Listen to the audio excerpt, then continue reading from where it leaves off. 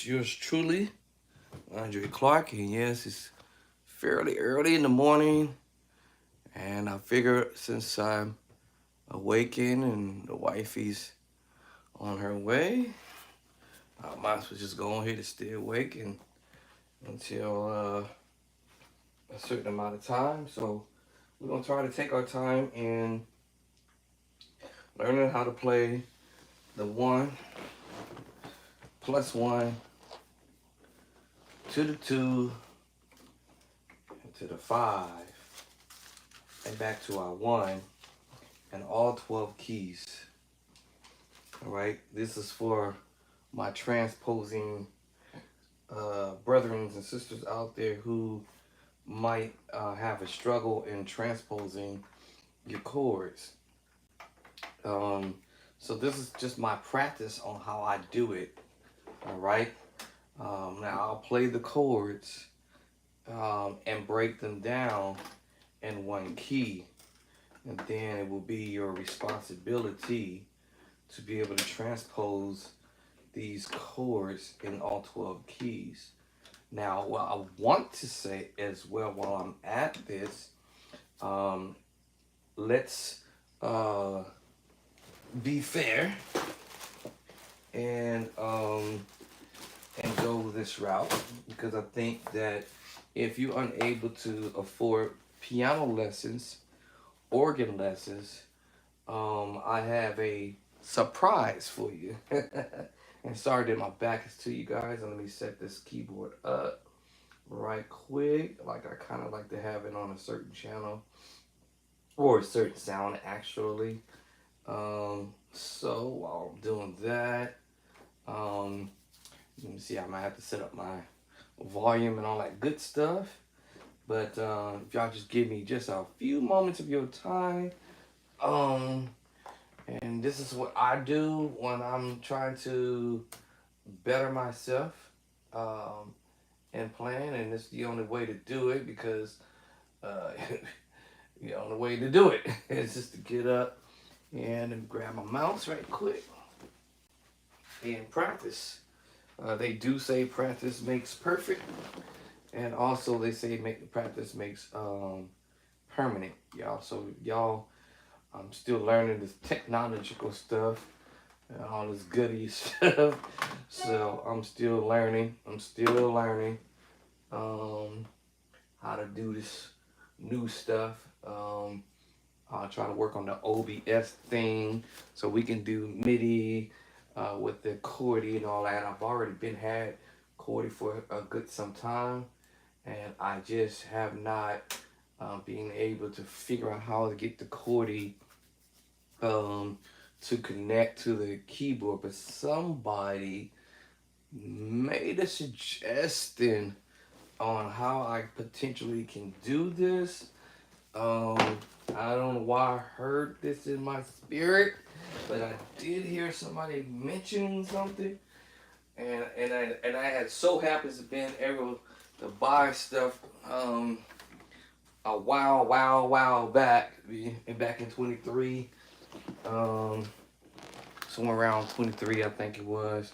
I have gotten different gadgets, the Scarlet, and so this interface and whatnot. So I had heard in my spirit that there's a possibility that I can use Scarlet to to deal with some type of way with this OBS business and have it being able to connect the with Chordy so I can do video, because I've already bought the video cameras and a overhead video apparatus, if you will, that can hang over the keyboard so I could see the keyboard. But it was just the OBS situation.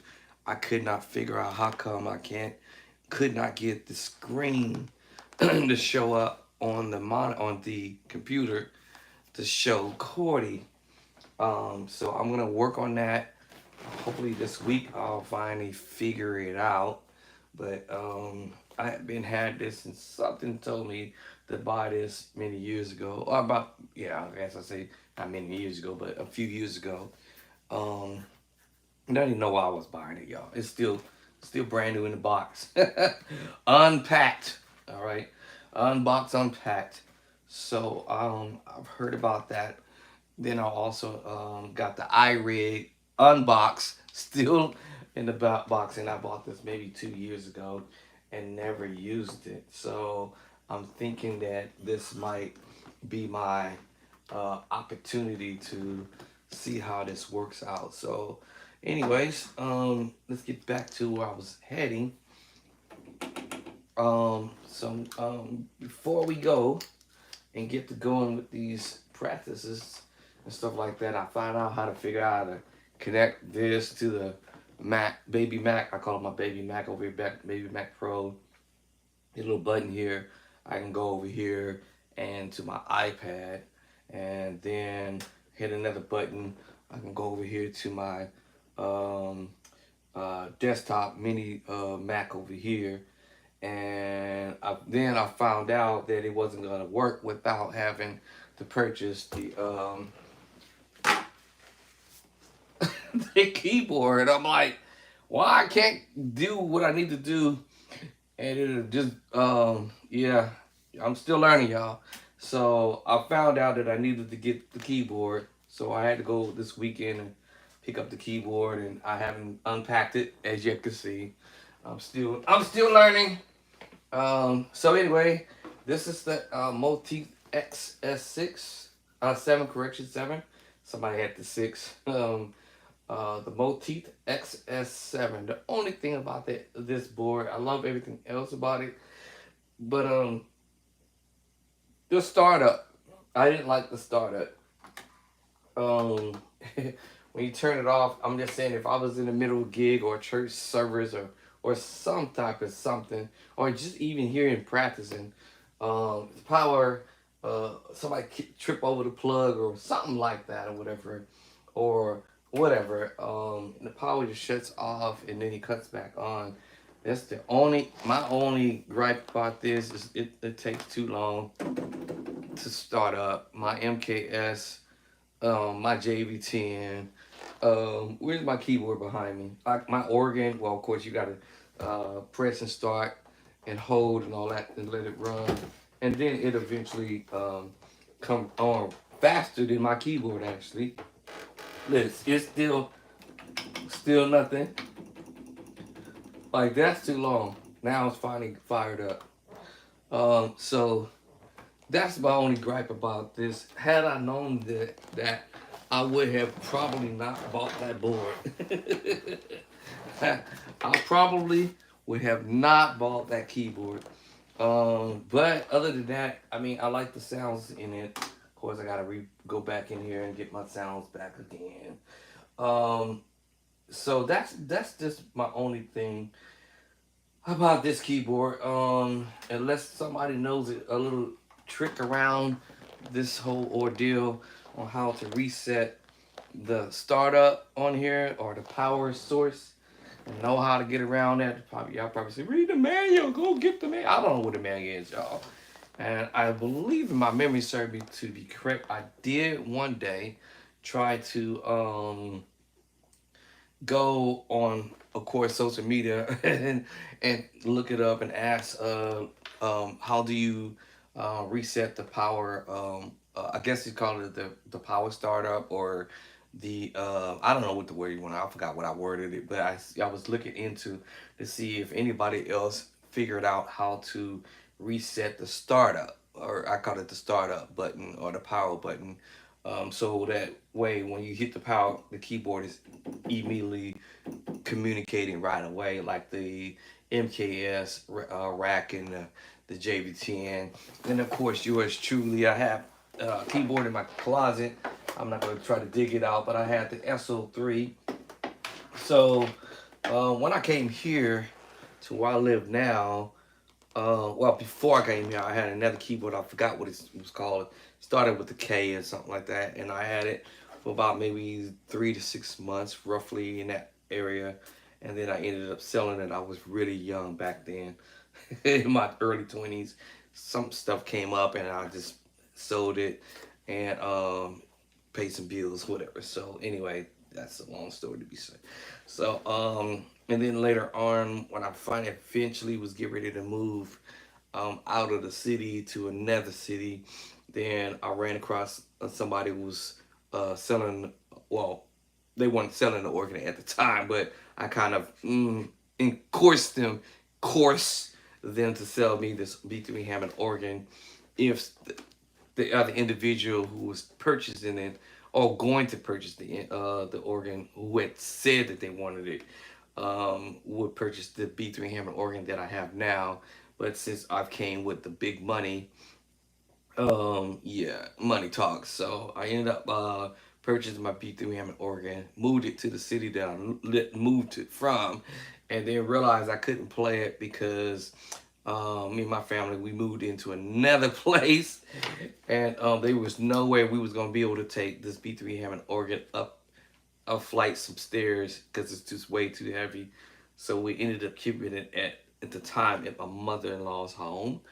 So I had to, from time to time, whenever I had a chance, to go over to mother-in-law's house to go in her garage and practice for a second or whatever, and that's about it. And from that went on for about 10 years to finally when I moved to where I'm at now, into a house. And then we of course brought that here, and this wasn't here in this room here. My girls back in the day, they were like in their early teens, had this room together. So my organ was out in the garage for a bit until they got close to of when they, well, I had to do a little bitty baby push with them, and then they moved out, and then yes, then we eventually moved my B3 Hammond organ from the garage inside the house. So it's been in here ever since, maybe 15 years or longer, roughly. My numbers might be off a little bit, but somewhere around that range, 15 years. And then I bought the SO3, Yamaha SO3 is in my closet. I believe that one is either 51 keys, because what's the next one? 60 something. It might be 61 something. Whatever's the next one up from the 51 keys. I think it's 60. It might be actually really 51 keys, actually. I think it's 51 keys, give or take. It might be that. So that's in my closet. I haven't played on that in a long period of time. But, and then what happened was, I ended up, before that actually, my buddy gave me a little keyboard, a little small, starts with the K, I forgot what it's called. Gave me a little practice keyboard, and I was using that for a little while. And then that's over there in the cuts over, well, on the other side, over there by the wall. So I kind of kept it as a souvenir. But and then I got the SO3. That was here in the place of this keyboard. And then I decided let me get another keyboard. So I put the SO3 in my bedroom, and then bought this Maltese here, XX7, and left it in here ever since. And then since then, I was like figuring like, man, if I gotta go somewhere, and like what we call, I don't know, all of a sudden we just gotta go somewhere, or I just bought this keyboard in general as a practice board. This is the Maltese, Yamaha, um, NP/12, um, as well as this keyboard is the 51 keyboard. I think it's 51. Well, hold on. Let me see. Sometimes I can see. Yeah, this is 51 keys as well. Yamaha. I love it. Actually, being that, you can put it in the car and all that good stuff. Um, it's fairly lightweight. It's not heavy, super heavy, but it is fairly lightweight. Not extremely lightweight, but not extremely heavy. But it is fairly easy to carry. Power on right away. Right away. Two speakers left to right. Got this, of course. All my boards that I purchased are from Yamaha. I mean, from Guitar Center. If you have a Guitar Center, in your neighborhood. But anyway, I wanted to get this keyboard without a transpose button on there. Ah, ah. Yes. And my B3 Hammer organ has no transpose button or feature on there. Now, somebody tried to tell me there is a feature on here that does allow you to transpose this keyboard. I had this keyboard for a little over a year and a half, maybe two, and I'm still not yet. And that's because I don't look at the manual to try to figure it out. But clearly, on this keyboard, I do not see, and I just read off the functions on here. You got the volume, that's to the left, right? There's no other buttons that I can find on the board. I can look around so I can see if there's any features for the transpose button. But this is the power. So you have your volume, dial up or down, volume, immediate on. Next to that you have demo. Next to that is you have your methadone. And then next to this you have your piano 1. Hit the button. Piano 2. EP1. EP2. Organ 1. Organ 2. Strings. Vibes. Heart 1. Heart 2. Next to that's record if you want to record yourself doing something. And the playback button. That's me playing stuff. That's me playing some stuff that I recorded into the thing, and then that was pretty much it. There is the methadone that has the speed, tempo up, tempo down, beat, right? You just whatever the beat and whatever. There's no drum on what I consider that I know of. There's a drum track or whatever, but it just says tempo up and a beat. So that's the methadone when click onto that. And that's all I see. All right, that's all I see. And most of y'all probably say that's good. That's all you need to see. But this board actually forces me to forced me, including the organ, forced me to have to practice in all 12 keys or whatever it is I need to practice on. Flip over to the side here. Let me turn the power off because this also has the ability to power up in the wall. All right, this is the input output for your headphones, or if you want to run it through some type of monitor system. And over here that was to the left side of the board. To the right, there's some type of MIDI host or USB host, and they call it a USB host, but we can call it MIDI host, but USB host. And right next to it, your sustain for your pedals, sustain pedal. Underneath here, I actually just kind of shy right in this little area here. You can put like a little stand if you want to read music or whatnot. So that's a good thing there if you want. I think mine is somewhere plastered over there in the corner in the cuts. Underneath here, they have these little screw-on things for if you want to use the a stand. You want your keyboard sitting on a special type of stand. And then one last thing I believe here that I only noticed or recognized. Ooh, I think I lost one of my little thing right here. All right, it doesn't matter. Okay. And one last thing here is 6 batteries, AA battery, triple A batteries. 1, 2, 3, yeah. Double A batteries, 6 of them. And it lasts pretty long, actually. Depends on the battery you're using. It'll go until it die. I'll play this thing until the battery's just completely just done. And that's pretty much it. I don't see no transpose mechanism on this board. So this board has, before I got really sick back in November, I spent a lot of time trying to work on transposing chords. So I'm not being lazy and not spending a little bit of energy into practicing. Now that I know this is a factor that sometimes we get real lazy and we don't want to spend time transposing. So with that being said, between this board and my Hammond organ, it forces me to have to practice some stuff. And think about it, beginner musicians, um, especially my beginner musicians, don't cheat from the gate. You know, you wanna start learning how to practice in all 12 keys. All right, in all 12 keys.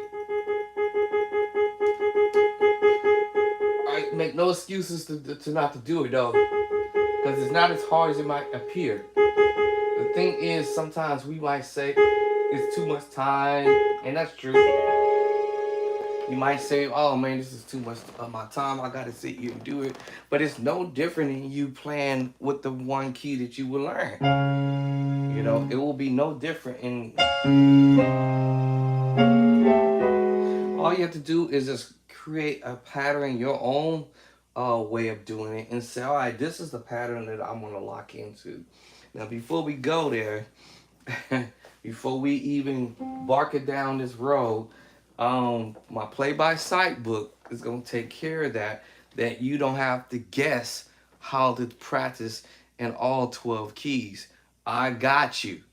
My play by sight, the Black Gospel Hot Chords, edition number 1 is going to take care of that for my beginner level musician, intermediate level musician, advanced level musician. Every chord that I put in here are chords that I've chose and picked out from various different songs. And I think me and my friend of mine yesterday, musician, I'm not gonna call no names, but we were just having a little bit of a conversation, and he said something that I was already going to say, so I'm going to say it again. A lot of the chords that we play in various different songs, we're going to repeat them again. It's a pattern. Once you learn what the pattern is, once you learn what the actual chord is, then you will have no more problems with it, even if you don't have perfect pitch. I don't have perfect pitch, or as relevant pitch people say, none of that. I have what is called perfect slight. I always get it when I get ready to say it. Photographic memory, meaning that I remember stuff when I sit down and put my hands to it. Or if I heard somebody or saw somebody doing something, I'll remember it, because sometimes, chances are, most musicians will repeat the same thing over again. So what happens is, once I've learned a specific chord, at the time I just didn't know what it was. I know what it is now. That if you keep playing that same voicing or same chord, or I believe that your hands is falling in that same spot, I'm gonna know that. Now I didn't know what the names of the chord is at the time, but I can just know that. Oh, you keep playing that.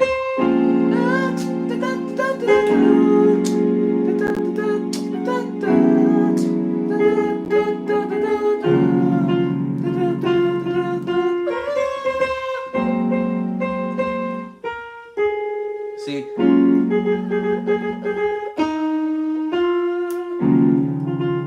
I'll remember it. All right. Um, I remember sitting down there, a musician playing some groove or whatever, and I was like, man, okay. And I just couldn't grasp to what he was doing. But the one thing I kept remembering is hearing that top tone hit the top of my ear, and wherever that left hand was doing, I was trying to focus to what I'm hearing.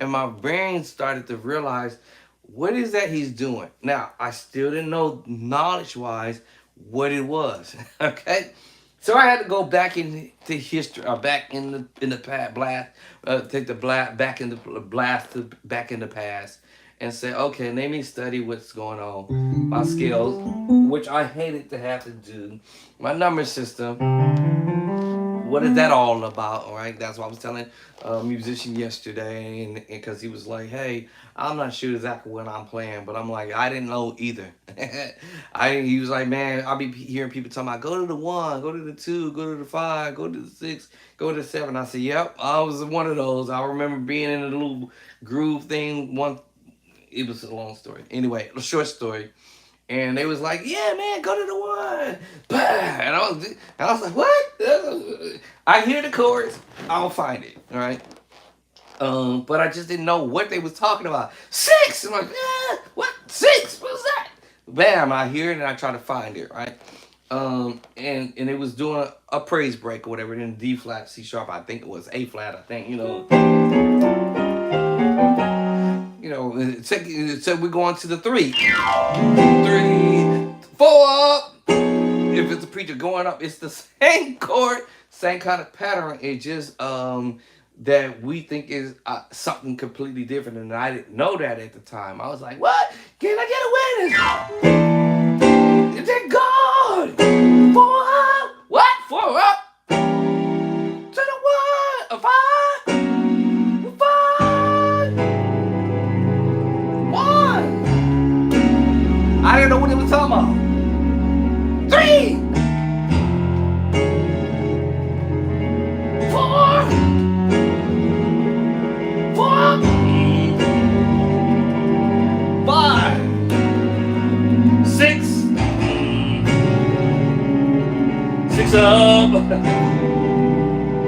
7, 1. I was like, I didn't know what they was talking about. So I was kind of like, yep, I was that. I was like, huh? 1, an A flat, 4 up, 4, whatever. I was like, I don't know what y'all doing. 5 and 1. I didn't know what he was talking about. Right? So that's over with now. I learned. All right, I learned. I had to go back and teach myself that pattern, because I don't want to use the word formula, because the formula is A flat. The formula, that's 1. 2 is B flat minor in A flat. 3 is C minor. Yeah, I had to go back and teach myself that 4 is major, 5 is major, 6 is minor, 7 is diminished, and then 1. But the reality is, as I was trying to explain to this musician, like, listen, man, I get what you're saying, I understand what you're saying, but check this out. There's more than one chord that you can play on the one.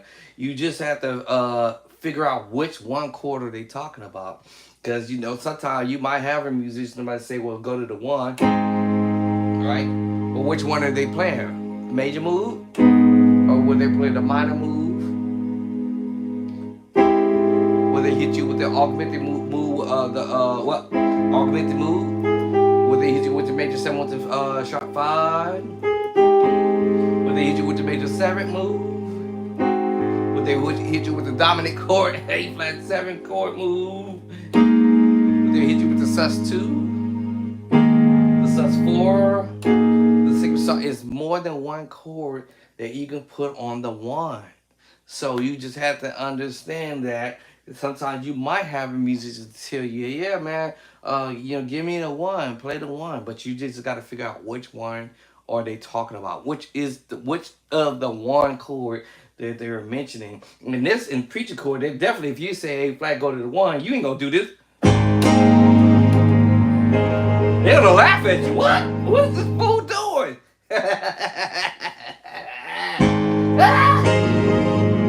I thought you said go to the 1. Then they tell you go to the 3, right? You gonna go to the minor chord.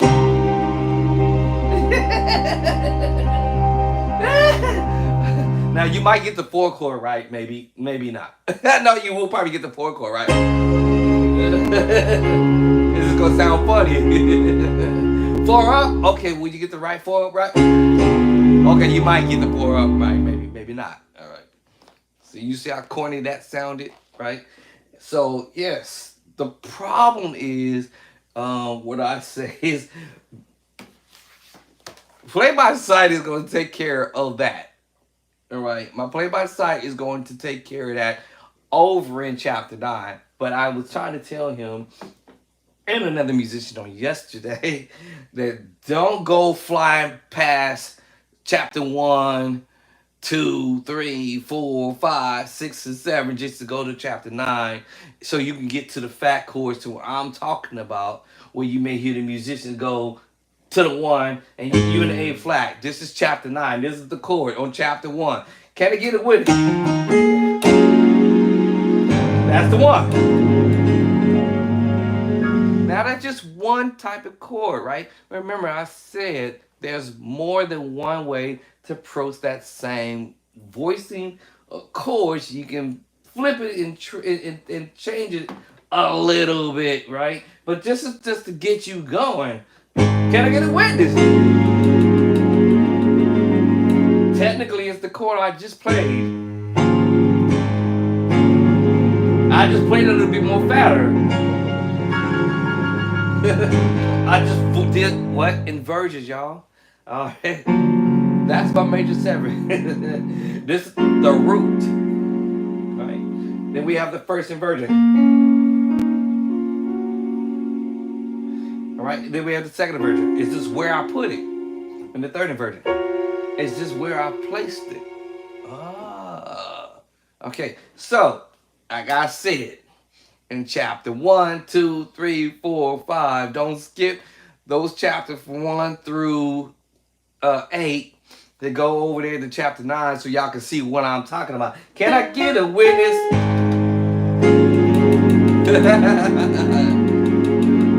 Don't skip that. Don't skip to go there, y'all. All right, because the book is designed for a beginner musician, intermediate level, and advanced. In the event that you don't know your scale in all 12 keys, we call that transposing. Do those movements in all chapter 1. Then when you get to chapter 2, you're going to practice your left hand major move. That right hand, make sure you do your inversion. Make sure you get your versions in. Now in my book, I just gave you double up. But I'm telling you, take your hands off the right and go ahead and do your inversion. All right, we did the root. Now we're on the first, and we did the second. And basically, what it is, from your left to your right, you're doing inversion. You got the root. Now your left hand is playing the piece of the first inversion, and your right hand playing the piece of the first inversion. Oh, all right. Then as I move to the second inversion, the left hand, a piece of it, the right hand is taking up the 2 of the note. Oh, so now you have your root, first inversion. All right, you can practice that route too. So you have root, first inversion, and second inversion. But I don't want you to just do it that only way, right? I want you to take your left hand and press down on that major chord, first inversion, root position. Bring your bottom note to the top. That's first inversion. Put your bottom note E to the top. And then you have your inversions. Root, second inversion, first inversion, root. Sorry about that. And then the right hand. Repeat the same process. Repeat the process. And then now you got double up. Right? You have your double up major chord. And then go up to the next key. You can't go wrong because it's in the book. And I'm just giving you a extra little tip to do, all right, to exercise. It's fine that I did it this way, right? But I also want you to understand this is root position. The left hand is carrying it. Then my left hand is carrying the 2 notes of the first inversion. My right hand is carrying that 1 note, right? So that's first inversion.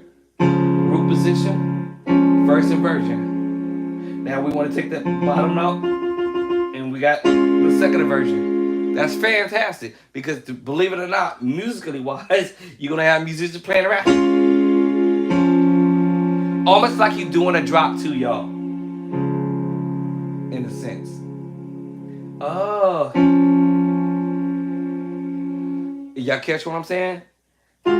Almost like you're doing drop two. If I separate my fingers, yes, it's a drop two. What? Yes, it's drop two. Oh. Yes, that's going to be on my next upcoming book. We're going to address the drop two. I gave y'all a little secret. Or I gave y'all a little bonus to know that you can play your drop two note.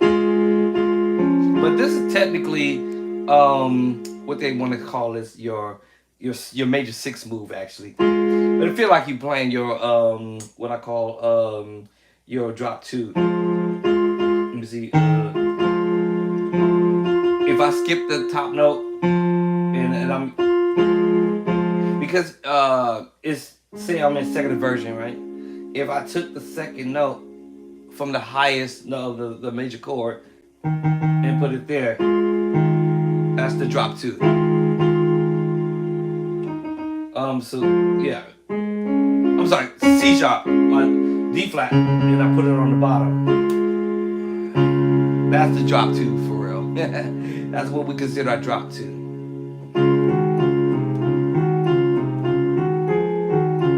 I'm playing the drop two because I'm taking the second note from the major chord, or any, it could be the minor chord, it could be any given chord, it could be the augmented chord. If you're taking the second top note or second note in the middle, so it's really my middle note. It's the top. This is the top. I'm sorry, this is the bottom. This is the top. The second middle note, I meant to say, right? So if I take the middle note out and I'm dropping it to the bottom, it's a drop two. Taking the drop two chord move out. Y'all follow that? All right. So now the other one is just me playing around with the major six. That's another route we be doing.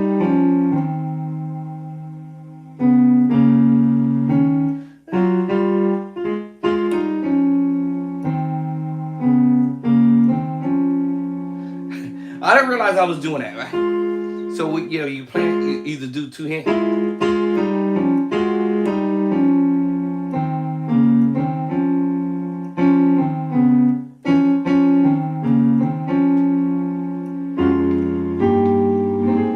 I lift my head and so actually it's up here. I was doing it here, so now it's a drop two. Drop two. I know I didn't mean to get into that yet, but just so you know, go back to your major chord, all right, and just make sure you split the hand off if you have to lift up the hand, and then know you're going put the bottom note to the top and back the bottom note to the top, and you have your inversions with one hand, left hand first, right hand, all right, afterwards.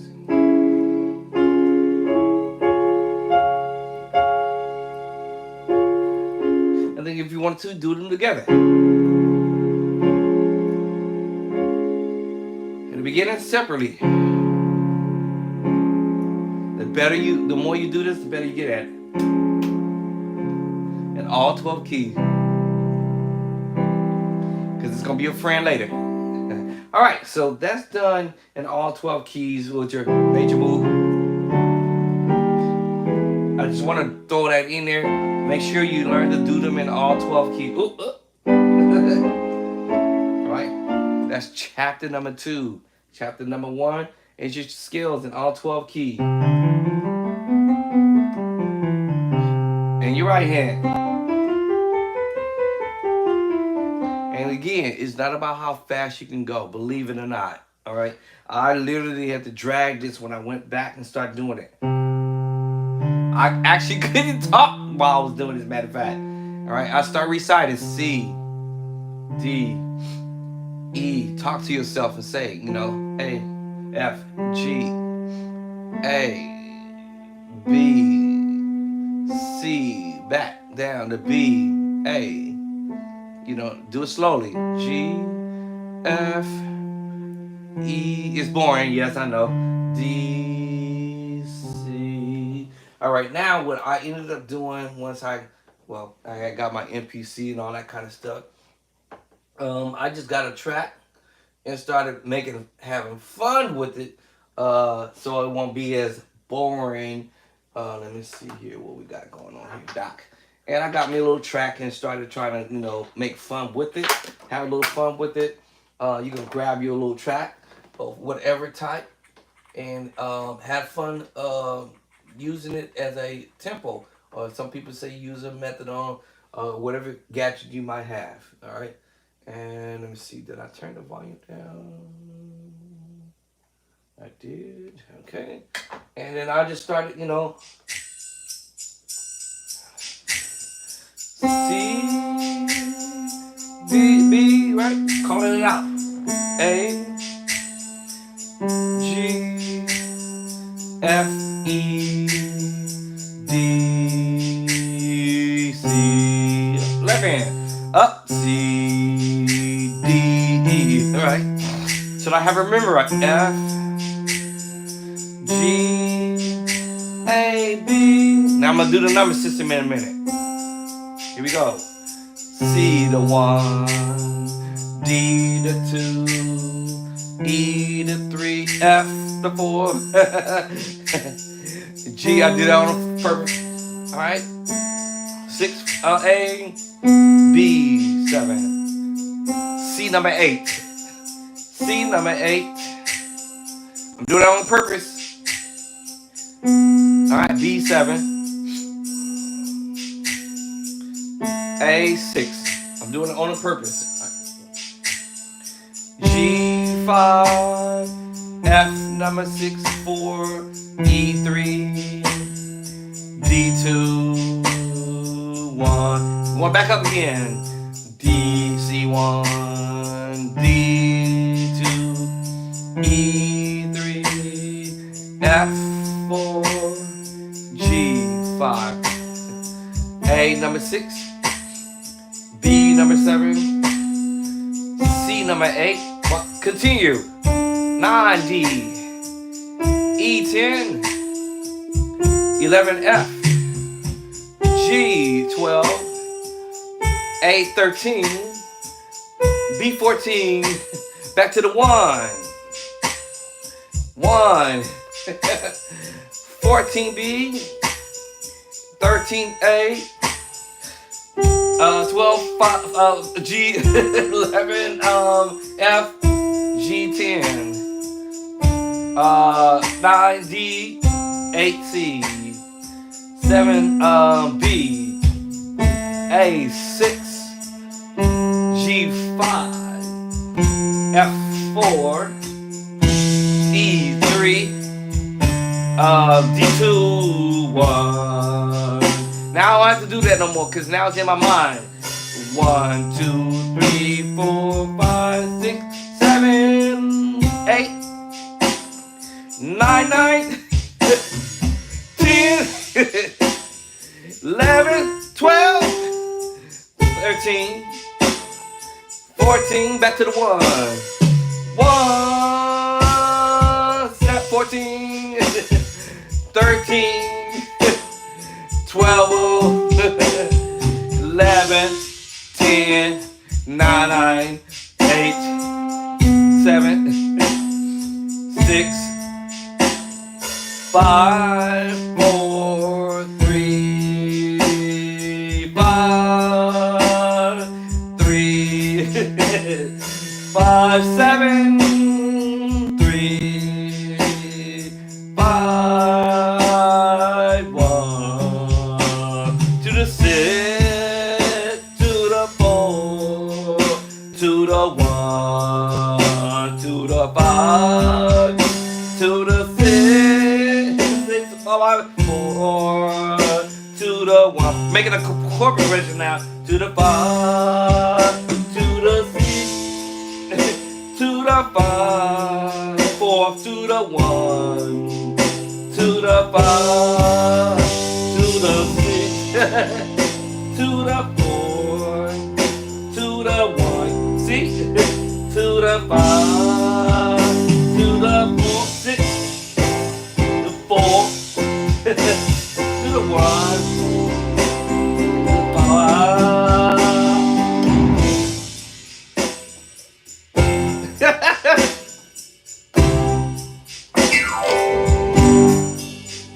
To the 6, to the 4, to the 1, 1, 1, to the 5.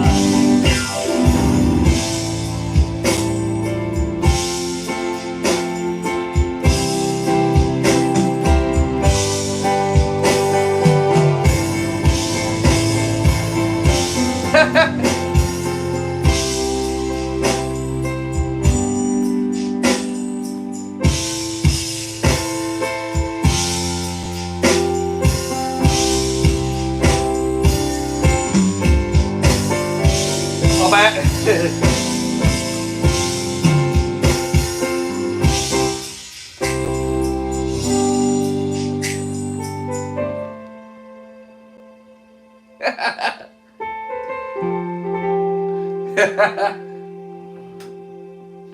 So I'm saying, now you probably say, how in the world did I come with the chords, right? I remember I told you it's the number 3, 4, 5, 6, 7, right? All right, 7, 6, 5, 4, 3, 2, 1. So now once you have learned the 6, it's a minor move. It's in the book, all right? So where to find the major move is in chapter number 2 now. Remember, after you start learning your scales in that key, you can do it in the next key. 1 is D flat, 2 E flat, right? 3 is F, 4 G flat, 5 A flat, B flat 6. Number 7 is diminished.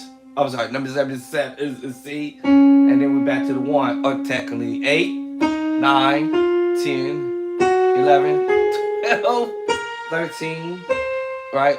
14 if you want to go back to the 7 and back to the 1. We talk about transposing, right? All right.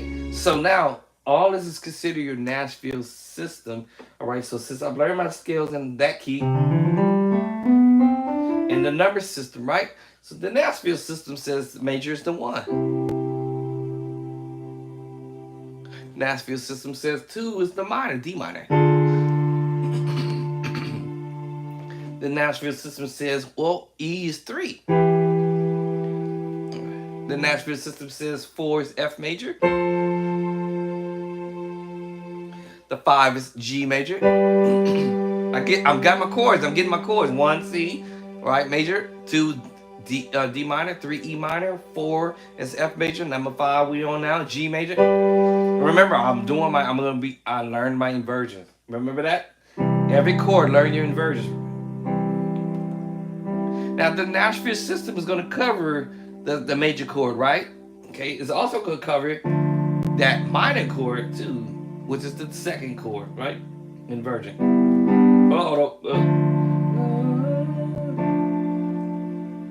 This is going to be your friend. That's the 2 chord. Third chord is E minor. And do the inversion.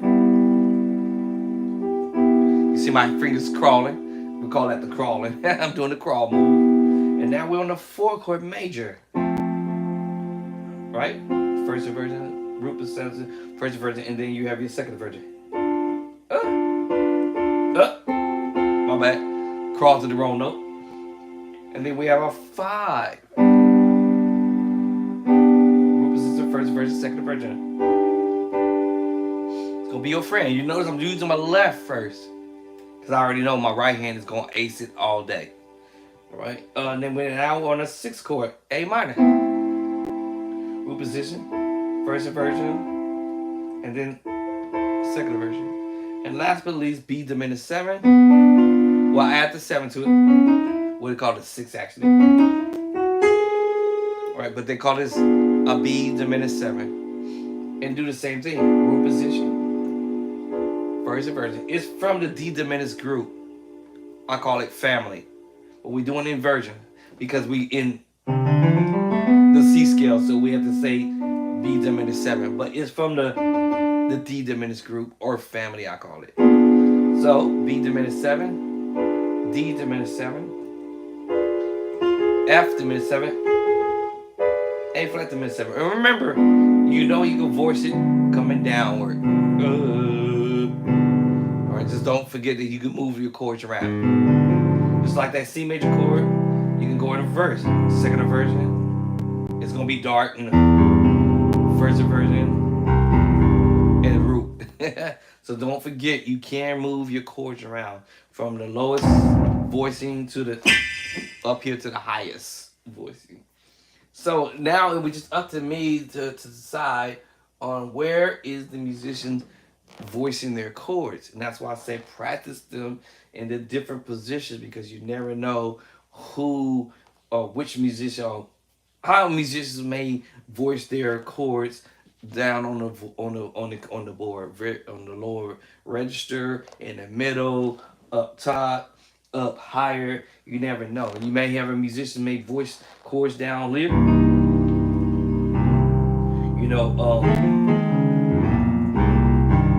I've heard voices down there. So you never know. They voice chord down below, because they understand what's going on. I didn't know what was going on. All right, and I didn't realize that the way I look at the keyboard is there's 12 notes, and they repeat 1, 2, 3, 4, 5, 6, 7, 8, 9, 10, 11, 12. I'm gonna call this my low range, and knowing that I got 2 hands, right, with 5 fingers on each hand. All right, now I have to separate my brain and say, okay, where's he or she voicing her chords down on the register? Here's the next set of 12. I'm gonna call that the lowest range. That's my low range. This is gonna be my low range. This set of 12, I'm gonna call this my mid range. This set, I'm gonna call this my high range. This set up here is gonna be my highest range.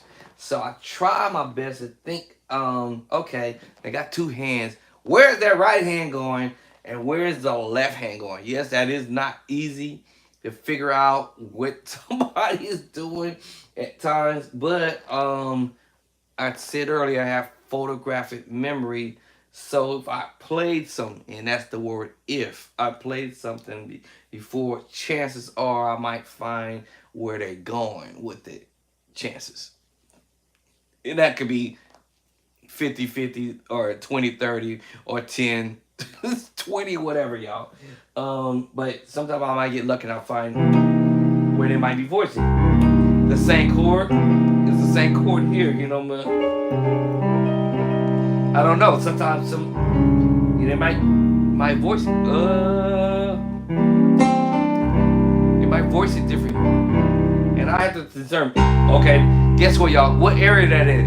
That's right, the low area. That means that left hand is down there at the low area, and it could potentially, if they have big hands, wide hands, and they can spread their hands. See, I barely can make it there on what? The low range. I barely make it. I had to roll it in. My finger literally, my thumb is like barely right at, because my reach, I can't I have small hands. I'll be like Cassandra O'Neal says, well, I have small hands, so I might have to improvise. I might have to use the sustain pedal or come with a different route to play that same move or close to it. But if you can't play it, obviously you just can't get that reach. Probably if I omit one note in the middle, I barely can reach that. Even though I know what that chord is, it's a minor third, because it's here. It's a minor third. I told you more than one way to play it. It's a minor third, no matter where I put it. Minor third. C minor third, by the way. Right? I had to learn this stuff, which is also in chapter number 18 in my book Play by Sight. I explain that in chapter number 18 of your minor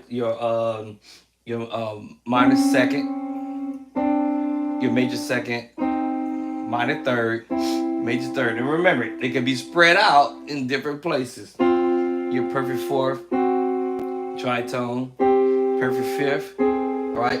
Minor six, major six, minor seventh, and your major seventh.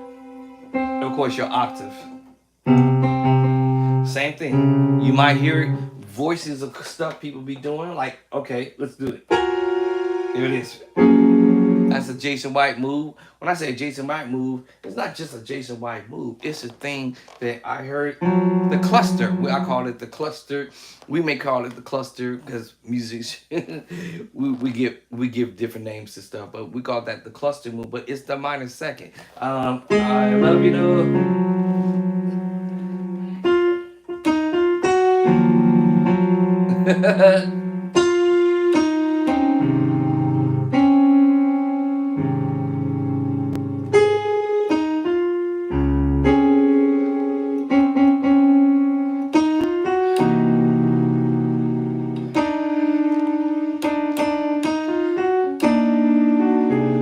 We might do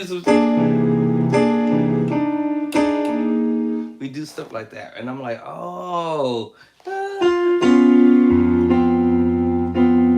there's our minor seven all day. So we do this. Sometimes we might do the, one. There's that minor third. One. There's our major third. I said this in music, whether it's in the left hand or whether it might be voiced in the right hand. There's our major six. Major six. Remember I said this from earlier. If y'all remember me doing this, that A flat major six, right? G flat or F sharp major six. F minor six, major six, major six. Minor six. You might hear stuff. And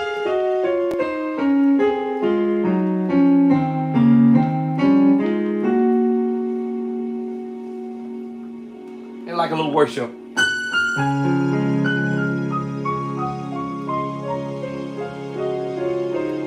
Like, flower drops or something. I don't know.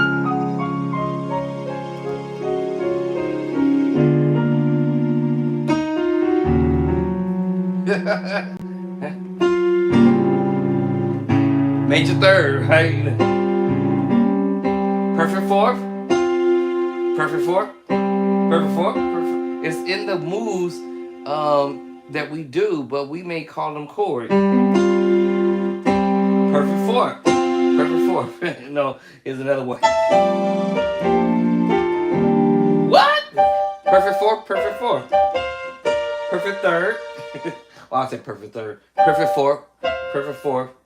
Major third, minor third, right? Major third, and then we chord. In between our moves, we have the major third again, with a major third here, and within the chord, the perfect fourth. What? Yeah. What's the left hand? Obviously major. Obviously what? Major third, and minor third, in the F major chord. 1, 3, 5. What? The major third with 1 and the third, 3. Then we have the 3 and the 5, which is the minor third. Oh, all day. All right, and a lot of stuff we do.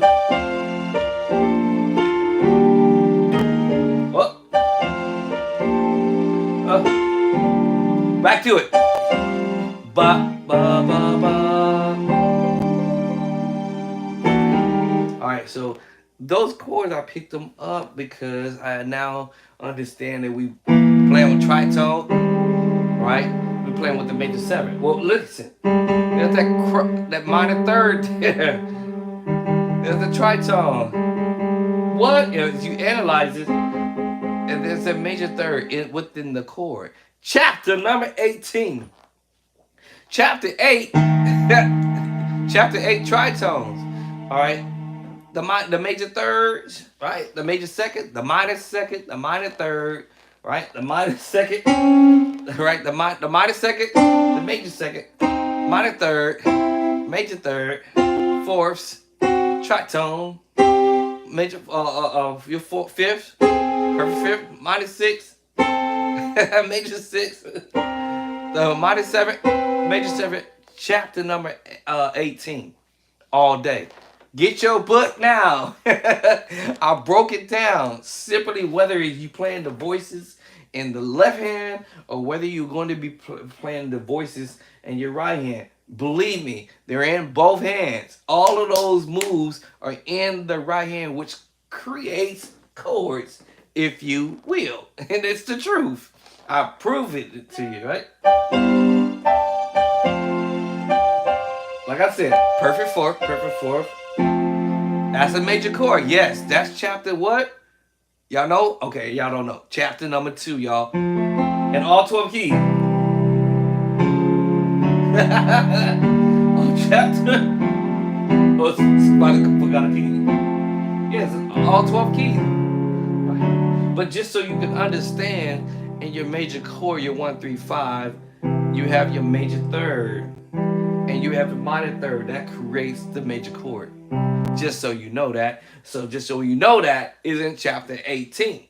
But also chapter 2. And all 12 keys, D flat. Same scenario, right? Your major third and your minor third, which creates a major chord. Oh. Let's see what creates the minor move. Let's see. Let's see what we create. How we create the minor chord. So we have the minor third and the major third creates the minor chord. Oh, so to create the major chord, we have the major third and the minor third. Oh, then when you do the minor chord, you create the minor third and the major third. It's the opposite. What? Yes, it's the opposite. The major third, the major, right? The major chord is your major third and your minor third. When you go to the minor chord, you have the minor third and then the major third. It's the opposite. It's the flip. Let's see. So we have the major move, minor move. How about augmented? So let's see what we got there. Okay, y'all know y'all should get that one real quickly. I know y'all got this one real quick. Yeah. So yeah, it's the major third right off from the gate. And the major third. 2 major third movements. Right? Major third. Oh. Yeah. So those two major third, major third. Let's see, we got the major third, major, minor. Now listen, I didn't mean to do this. This is the bonus. All right. But this is also in chapter number what? Chapter 18. Chapter 18 is gonna cover all of that. Okay. And my chords are highlighting. Literally. Listen to that. Look at that. That's, I'm telling you, man, it's gonna take y'all playing to a whole nother level, whether you beginner level, intermediate level, or wherever you at advanced level, so you understand how this works. All right, how the system works. All right, but yes, don't skip all the way to the back. Go on over here to chapter number 1. Knock down in all 12 keys. Learn your number system. Right, I got that all covered for you in all 12 keys. Then go on over here to chapter number 2 and start learning how to play your major chord. Left hand, right hand, left hand, right hand. It's indicated on the chart here, on the diagram in all 12 keys. Your major chord, C major chord, D flat major chord. Hold on. Oh, which way are we going here? We have the C, the D flat, D. We have E flat. We have E. We have F. We have G. F sharp or G flat. We have G, A flat, A, B flat, B, and back to C. I just saw an error on here. I might have to have a conversation with these people because they put the wrong notation right here. Which is, thank God I was able to see that right off. I think I may have to go in to Amazon and have them correct that because this is supposed to be a D major chord and it said A flat and they made a mistake right here for some crazy unknown reason. So if y'all see that in your book, I'm aware of it already. I just saw it today. So that's an error, but y'all know it's supposed to be a D major chord, D, F sharp, and A. All right, so I'm gonna go to Amazon and and have them to switch that off because for some reason that one is incorrect. All right, so now I just found a little error right there, but for the most part, everything is all 12 keys. Okay, let me see. Let me make sure there's no more errors along the way here. So we have the All right, so we in the minor mood. So we got the minor mood, D flat minor, da da da, and then we have the D minor. Make sure that is correct. We have the E flat minor. We have the E minor. Yep. Okay, that's cool. We have the F minor. Okay, that looked good. Okay, so it was just that one minor a hiccup on that one page. And then we have the F sharp minor. Okay, they did that one right. G minor, A flat minor. Okay, we have the A minor, B flat minor was correct, and the B minor. Okay, so those are looking good. Let me make sure my augmented is correct.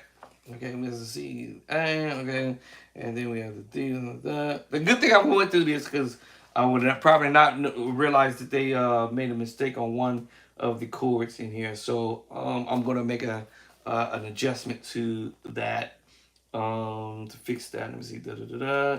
So we're good on that one, and that's the augmented and my diminished. That's right. The next one is correct. The next one is correct. So all of that was good except for that one. That one. Okay. All right. It's just that one was messed up. All right. So I'm going to have them fix that one that's mixed up. My major chord, my major seventh chord. They all came out correct. Blah, blah, blah, blah, blah, blah. All right. So all those came out correct. Let me see my major seven, which, let me see my stuff. Two came out right. All right. So in this book, everything in here was correct except for that one major chord. So I'm at to get on a line with them and have them to correct that moving forward. Yeah, and then we get on over here to chapter number 9, and then everything else was pretty much as I had already went through it with all of the correct chords and the notes and stuff. Woo, it's a good thing I went through that and saw that. All right. So yeah, get the play by sight, y'all, because I'm telling you, when it comes down to practicing stuff in all 12 keys, then you know what you do is you grab your pattern. Because that's all I did was took chords from songs and dropped it in the book, all right? And did them in all 12 keys. Probably after my second edition book, because I've already, excuse me, started some friction. All right, y'all know what friction is. You keep rubbing at the same spot, and then next you know you get some smoke. So I'm already started some friction. I've already started some smoke, and then I gave y'all some heat. So my friction, all right, I started that out from chapter 1, 2, 3, 4, 5, 6, 7, 8. And then I went on over here to chapter 9 and gave y'all some fire, right? Moving forward. But everything from chapter 1 through, or I should say chapter 2 through chapter 8, basically is what I actually went over here to chapter 9. And of course, I gave it more heat over there in chapter 9 moving forward. But don't just go fly past chapter 1 through and just go straight to chapter 9, y'all. For my beginner musicians, start from the beginning so you can be able to know what you're doing and then move over from chapter to chapter to chapter and have it learned and have it down pat before you go over to chapter 9. And then moving forward, my second edition, I'm supposed to be working on, I think, about 5 more chords or 4 more chords that I need to send to my editor so we can get this book for next month going a lot quicker than this time around because I had gotten really sick when terrible. It was terrible for 3 years, almost 2.5 year, a year and a half. Well, we're gonna see 23, 24, 25. Yeah, I've been pretty sick for a minute. So, this time around, the second book, I'm gonna be dropping the bass line, left hand and right hand. I'm taking some chords from this book, from chapter 9, and also bringing it over to the new book, edition number 2, and moving forward, trying to give you guys the bass line so you could know how to play these chords that we hear our favorite musicians doing. So, like I said, I've already started the friction and I got the smoke going, and now we got some fire going. So, I might as well just go ahead and keep the fire going. All right, no fire engine gonna put the fire out. So, going back to the transposing to all 12 keys, you just taking the chords that I'm gonna drop it for you, right? And you taking them in transposing. So this is in the book, A flat major, all right? All right. Now in my ordeal, I'm gonna add 2. That's going into the next book. Create what I call a pattern. Diminished 7, already in the book, chapter number 3. Minor 9, already in the book. Or however, I am going to put more of a different route of the minor 9 approach, right? I love, A flat, add 2. But A flat chord is already in the book. Just add the 2. 5 chord progression. Alright? And so when you do this, 1 up to the 2. Put 2 chords on the 2. 5. Back to the 1. 1 up to the 2. 2 to 5. To the 1. I'll do it again. 1 plus 1. 2. To the 5. Back to the 1. That's what I'll practice. 1 up plus 1 to the 2. To the 5.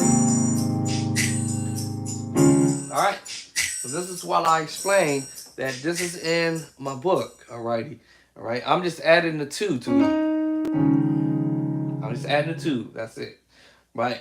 If I don't want to add the 2, I can still do the same. 1 plus 1 to the 2. 2 chords on the 2. And then back to the, both of those chords are the minor 9 11 chord. I'm just going, I'm just creating a melody line. Right? And A flat, add 2. Both of those chords are in chapter 1. So this is chapter 1. Right?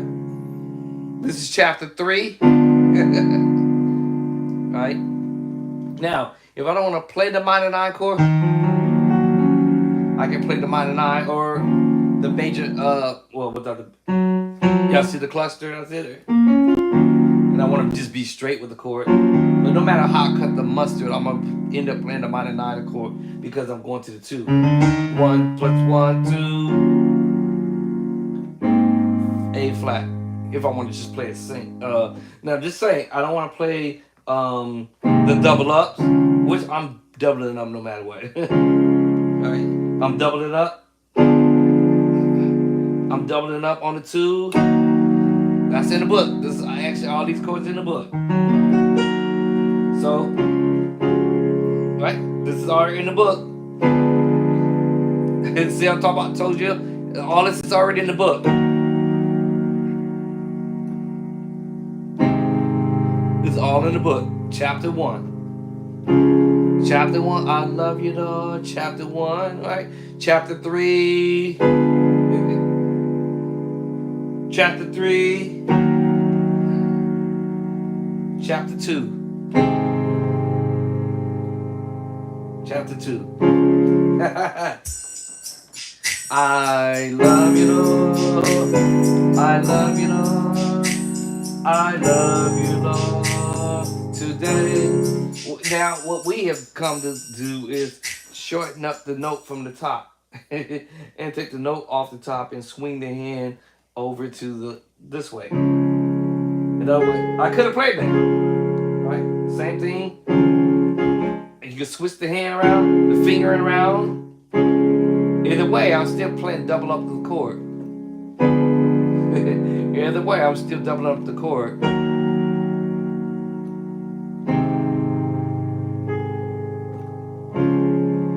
So now instead of me carrying the top, I'm taking it off.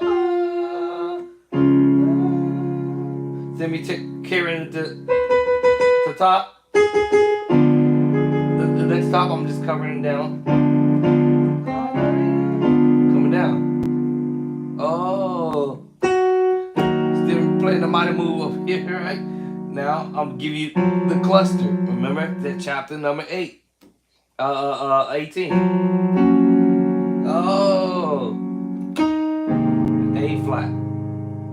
Instead of me playing the A flat, take it off the top note.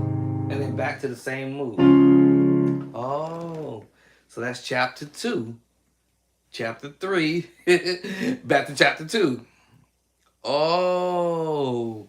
And then what I'm going to do now is to play that in all 12 keys. Now, instead of me playing the upper notes, let's say I go to the key of D. Or we want to go to D with it. Right? We want to shorten it up. This is going to sound kind of funny. Oh. So I decided, okay. Right? I want to shorten it up and take off the top note. Oh. Remember the diminished move, right? All we doing is shorten up the diminished move, which is in the book, C diminished 7, in chapter number 3. So we just bringing it inside, or take it off the bottom note. I may take off the top note. That's all we doing. All right, just giving it a different flavor. I love you, know. Let's do the whole thing, right? That's just another voicing of approach, but it's in my book. So I decided, let me just take off maybe the top note. Okay, let me take off the bottom note in the next move, one up, right? Right. Let me take off the top note, and just bring in the voicing. Oh, same move that I did earlier, right? What key I'm in? Oh, A, D, okay, and go to A, and just play a portion of the A chord, or maybe play the sus chord. What? Or the sequence chord, or the sus 4 chord. See what I mean? I can do that in all other keys. All I'm doing is pulling chords from chapter 1, chapter 3. I'm sorry, chapter 2. Chapter 3, and what my 7 sus 4 chord is, chapter number 5. Yeah, let's look at let's take a look at chapter number 5, right? Am I right? Yep, chapter number 5. My sus chord, whether it's the suspended chord, sus 2, or the sus 4, or the 7 sus 4 chord, and I'm just looking at that saying, oh, sus chord, sus 4 chord. Or the 7 sus 4. Oh, I have choices now, because now I can go into the book and say, oh, this is game on. I can do this all throughout.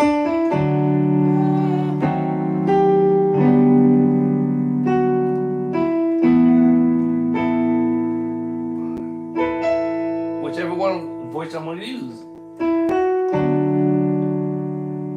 What? So now I can play this in 2 keys.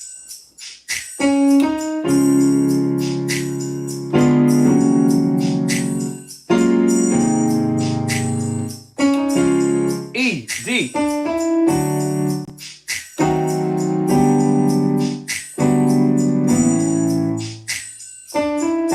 C, same thing.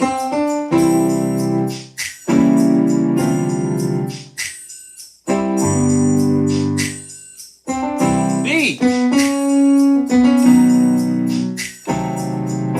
Repeat the pattern. B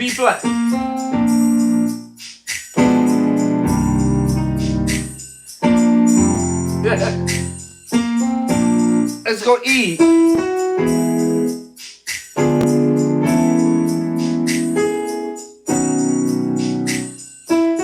E flat.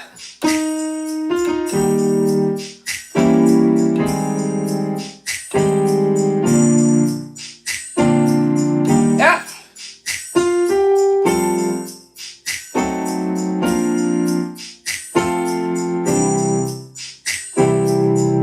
F sharp.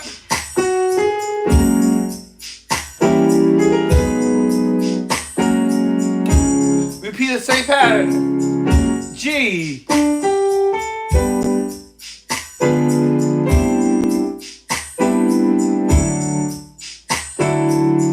A flat.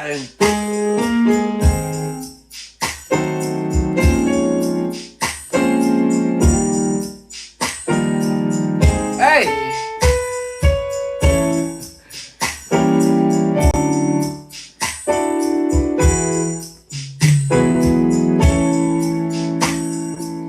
All 12 keys uses the same pattern.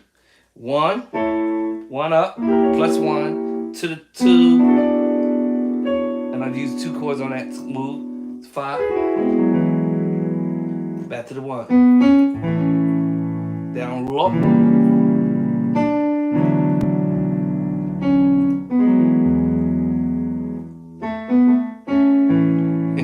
B flat up high. I understand the move, diminished move. What I also have is that I understand there's 3 different diminished moves, but we doing inverted.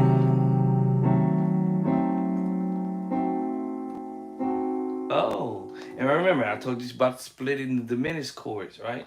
With using 2 hands. Oh, and D diminished group.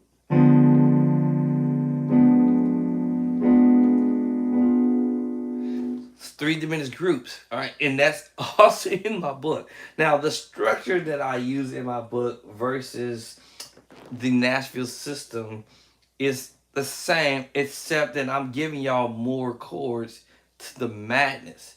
And the Nashville system says the 7 notes and the 7 chords.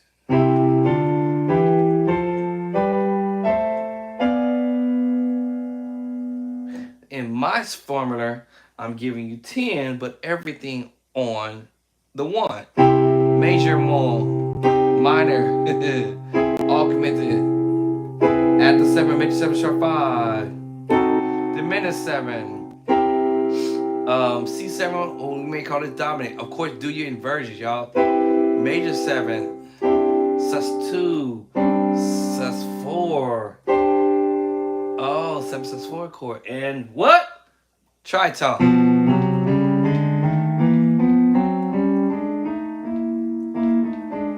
That's my formula. All right. The 10, I call it the 10 chord formula that I'm using. And then I use those 2 put together, creating chord movements. Right.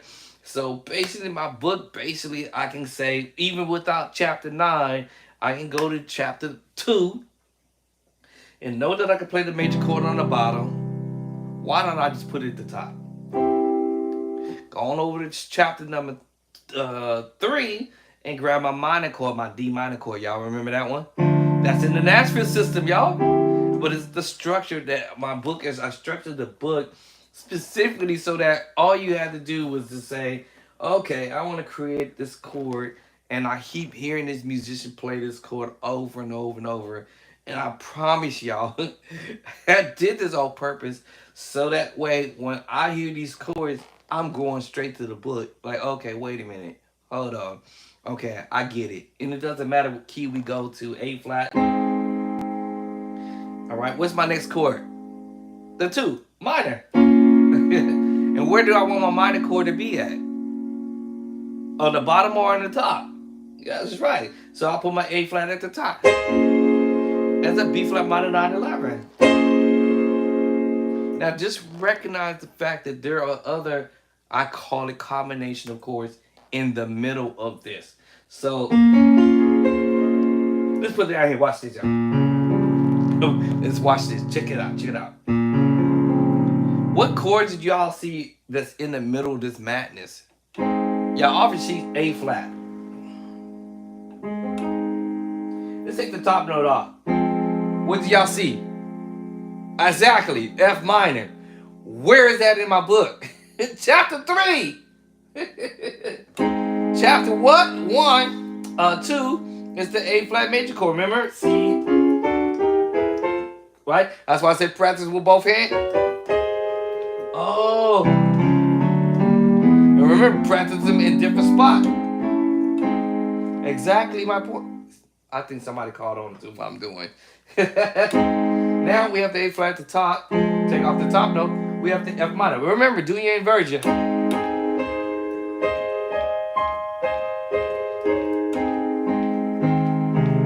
That's gonna be your friend. What's the next chord I said after that? F minor.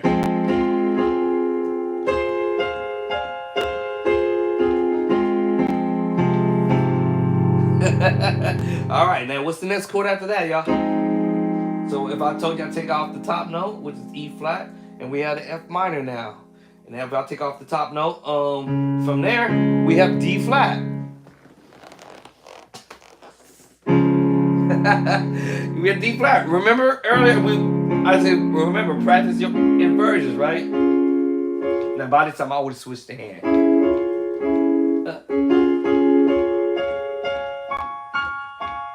Because these chords are related to each other based upon the scales. All right, you have the A flat scale. Then you have the F minor.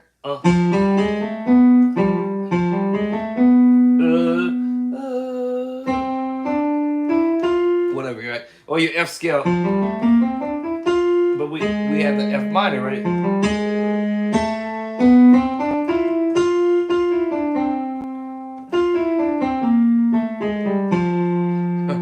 Okay, so now we have D flat scale. And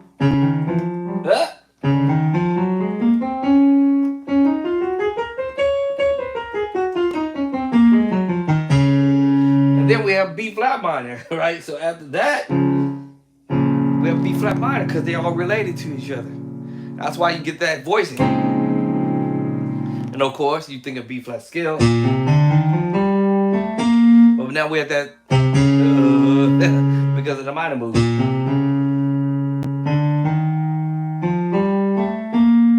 Oh, so yeah, because they related. And maybe you might have a voice up here. And then you voice it here. What?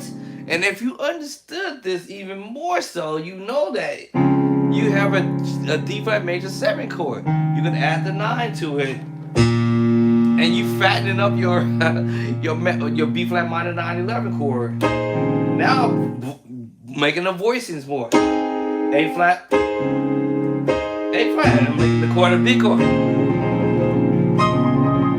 Wherever you want to move it. Inversions. You're just doing inversions.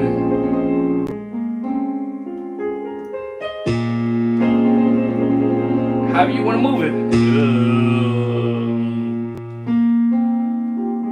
However you want to move it.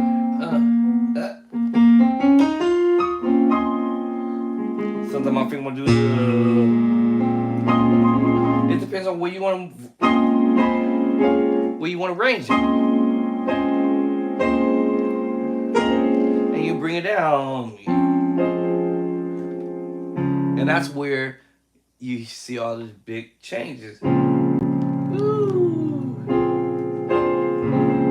All kind of ways.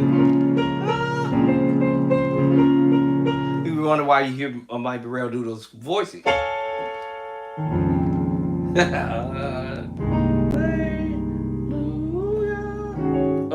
Well, we got the voice. Oh.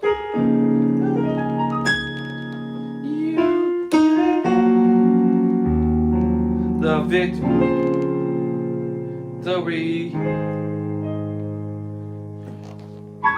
How you doing? I'm still trying to get over there.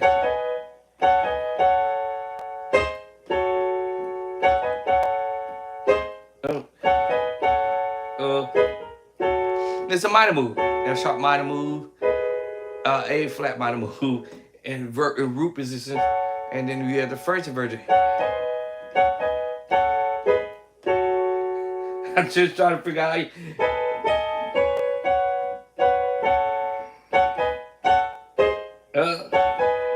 you split the chord with 2 hands. Right back to the minor move, minor 9. Alright, so yes, those are the chords, what I call combinations in between. So once you understand that, it's in the book. Alright, it's literally in the book. Your thirds, your major thirds, your fourths, your minor seconds, your minor sevenths and stuff like that. I can create a move, like just create something. Just like, okay, let's scale. Just mess around with something, right? So I'm thinking about the major 7 to the minor 7 to the major 6 to the minor 6 Bob. Perfect 5th Bob. Alright, so I'm just thinking. Here we go, let me see.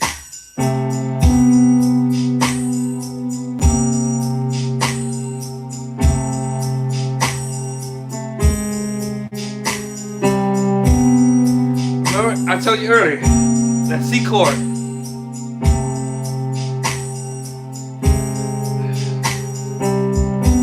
Major 7, minor 7, minor 6, major 6, I'm sorry, minor 6, perfect 5th, back up.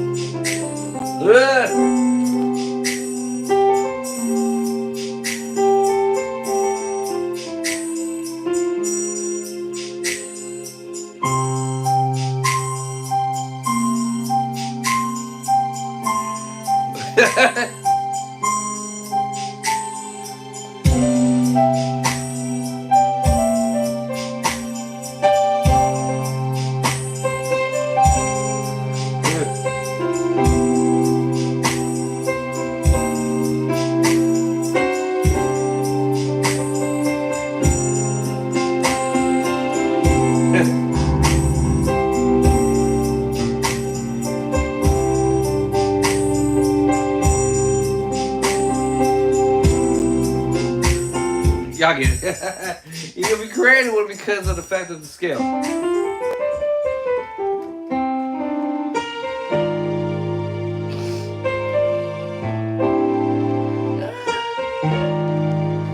You can be creative with the idea, you know, just mess around.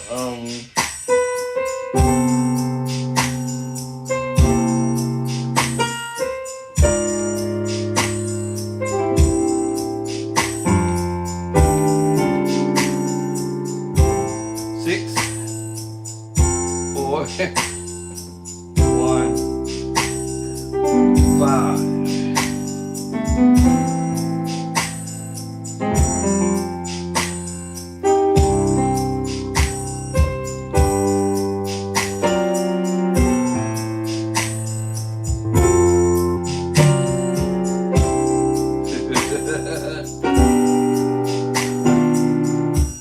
So you can be creative with your own set because all I'm doing is using the idea, knowing that I can go to the maybe 7 flat 5, minor 9, major. That's 5, and then I can go to 4. Maybe something crazy. Before I can get to the 1, let me see. I won't do that one. Do some crazy stuff like that, you know. Minor move, the mid move. Then make my way to the 1. You know what I'm saying? Or another way you can do it.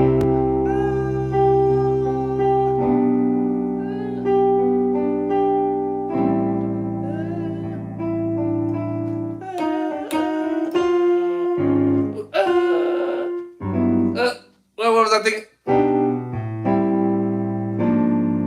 I was crazy, something stupid crazy like that, you know.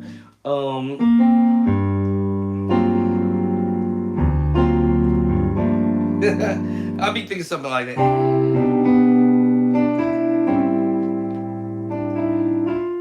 Was it? Was it? I'm thinking like crazy.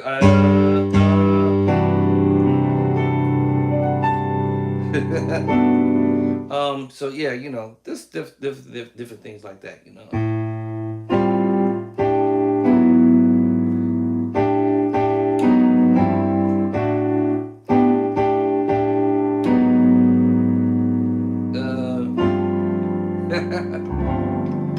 Y'all out there, y'all dope with this stuff, but anyway.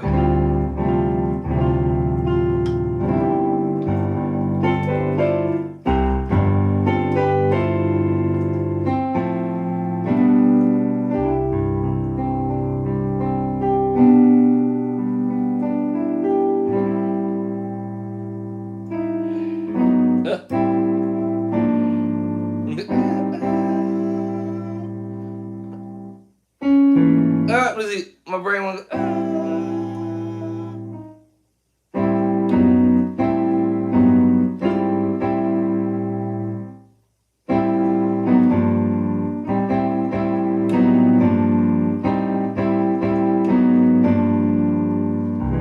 Yeah, I don't know.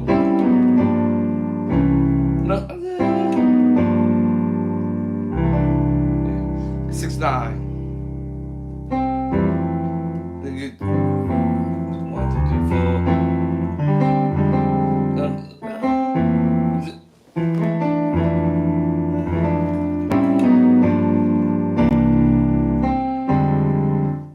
1, 2, 3, 4. Here it is.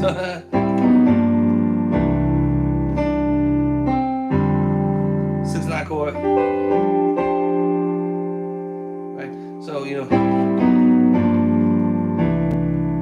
Now I'm thinking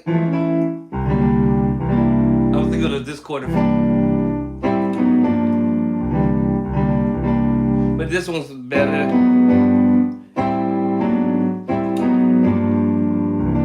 Yeah, 6-9 is what I thought. Well, C7-9.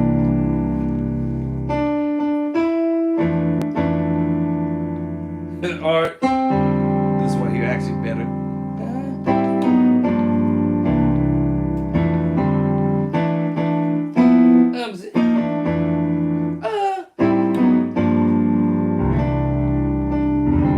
There it is.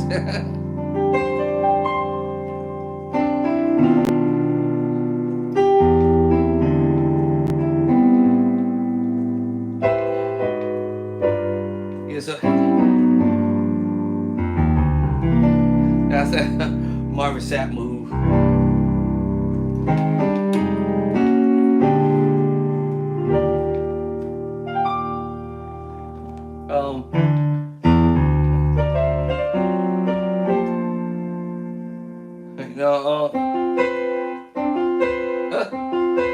Hey, what you doing, Fiend?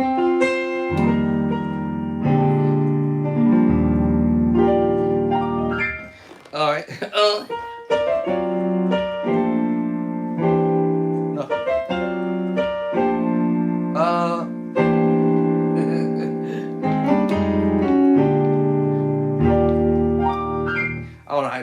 show the business.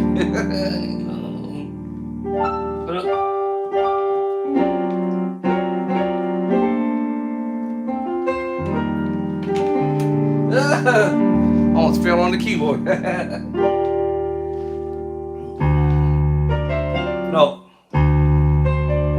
How did?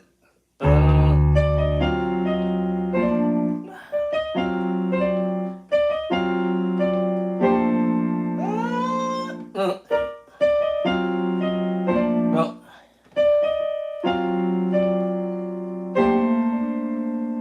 Yeah. I forgot.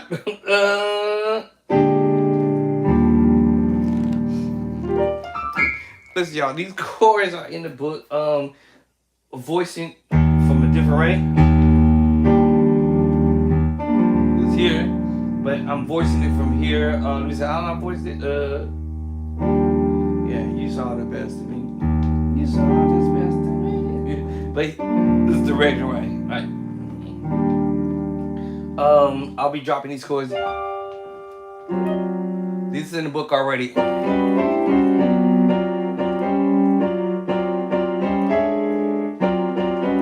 It's the second version of the major chord. Yeah. It's early in the morning, my brain's.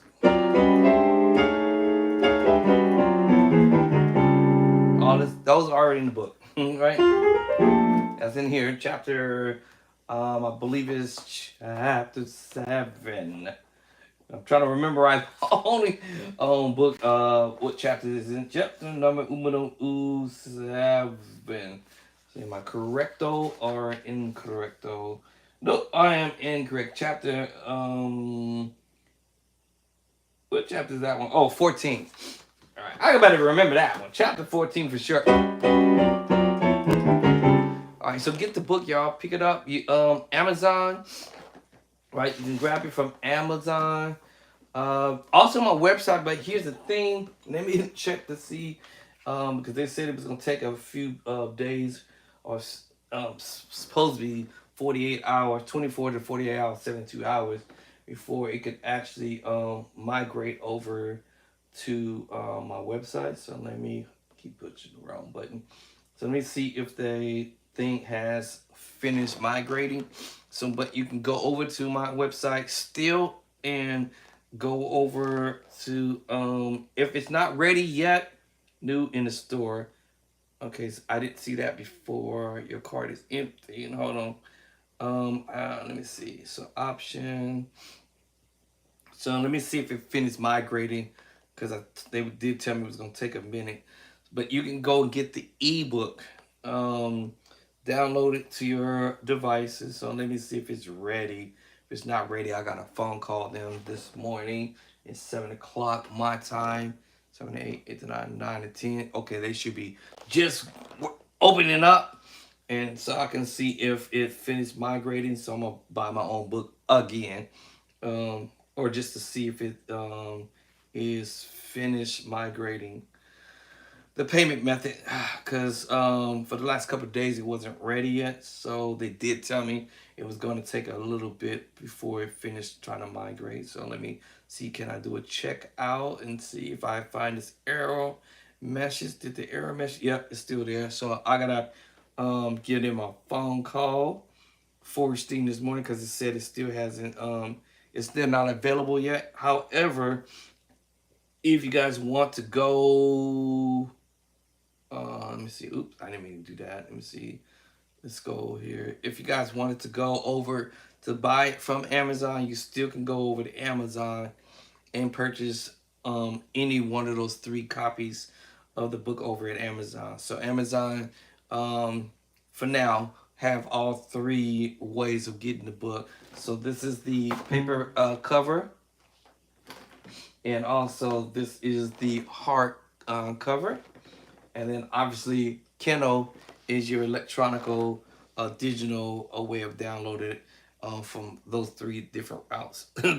So, but what I'm trying to do is get you guys to go to my website to get the way to download it. But for whatever reason, it still hasn't finished migrating.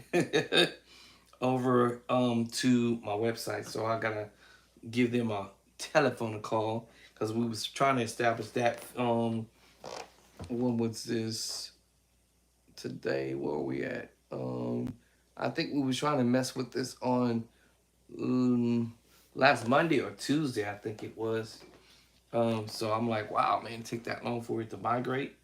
So anyway, I'm gonna make some phone calls and say, hey, listen, it still has to finish migrating over to my website. So the hard, the physical copy books, I didn't want to deal with that on my website because that would be a whole different ball game that I would have to get a hold of a different printing company. And that costs a lot of money to come out of my pocket to do the printing portion of that. So I'll let Amazon handle that. So go on over to Amazon, y'all, pick up your copy of your lineup of fat, dope, off the hood, fire, smoke, whatever y'all want to call it, chords, and add those to your repertoire. Hopefully and I want to say hopefully, if you get it between now and I guess to this Monday or Wednesday, to give you an opportunity of or to start practicing on those chords, so you can have your chords locked down by this weekend coming up for next Sunday, and you can go ahead and start turning some heads. So folks are gonna be sitting there wondering where you get them chords from. Well, you show me them chords, bruh. They're gonna be like, show me them chords, bruh. They'll be like, when you get them chords from, Doc? These people should be in the office by now because it's 7 o'clock my time. So I think they're 3 hours ahead. 7, 8, 8, 9, 10, yeah. Yep. So now that I see that, yeah. So my book was came out in the beginning of the month. Number one top best book. And the way Amazon works is anybody who brings in new books along the way, they grade them based upon the looks of the book and what's inside the contents of the book, and then there's always going to be a winner. There's always going to be a one and a two and a three and a four and a five and so forth. And people start to rotate. And as the ones who are at the top, they start moving down as new people come up. So my book became number one top best book in the month of June. The second week of June. And then someone else came in and took the number one spot. I'm actually curious to see what slot I'm in because I was number one, and then when I last looked, I was number three. And that was June 18th, 19 actually. And then I went to slot number three. Then when I checked on the 20th of, let me see, what was it? 23rd, I think it was, of 23rd or 24th of June. And then I went to slot number 7. So now I'm curious to see whose new book came on the scene, and see where I'm filtering up or down and all that good stuff. So yes, just for those who want to know, yes, I came in at number one, so I'm not gonna make no lies about that. So let me find it real quick, and there I am right there. And my book came in at number one new release. Number one. All right, number one. I didn't get a chance to photocopy it on the second time when I viewed it. Which this, oh wait a minute, it was the other guy. There's another guy who came in at number 6. This guy right here, he came in underneath me in number 2. This tripped me out because now he's down there somewhere where I'm at. Then let me slide off of here. And then the next guy who I was trying to say, number 6. This cat right here moved up from number 6 to number 1. I moved to number 3. This guy right here came in on the scene, and then he came in at number 1. It was a trip. I was like, what? But no, that's good. So this book came in at number 1. This guy came in with a 6 early in the beginning. So I was number 1, he was 6, and then it switched up when this guy came on board. he was at 5. He bumped up to number 1, and then this guy here moved to number 2. I moved to number 3 when he was number 6. So when I last checked last week, I was at before the weekend, I was number 7. So let's see how we're rotating and see who the next new cat that came on board. And I'm curious to see where we all stand now.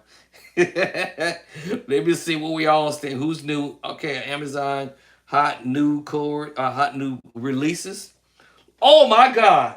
Shut up, y'all! I moved back up today. I moved back up. I moved back up, y'all. I'm number 2. This dude was number 6. He moved up to number 1. But it's crazy because this guy right here wrote 3 books. 1, 2, and 3. He came in at number 1 with all 3 of his books. And let me see, where's that other dude at? Hold on, it was 3. Wait. Oh, wait. Oh, he did 4? Hold on, y'all. He did 4. 1. It was 3 when I first saw it. Is this the dupe? Hold on, let me see. Is this the dupe? Let me make sure. Is this the duplication? So 1941. Okay, so it's not. So he wrote 4. I don't know when the 4th one came into place, but he wrote 1, 2, 3, 4. That's crazy. I was at number 7 before the weekend.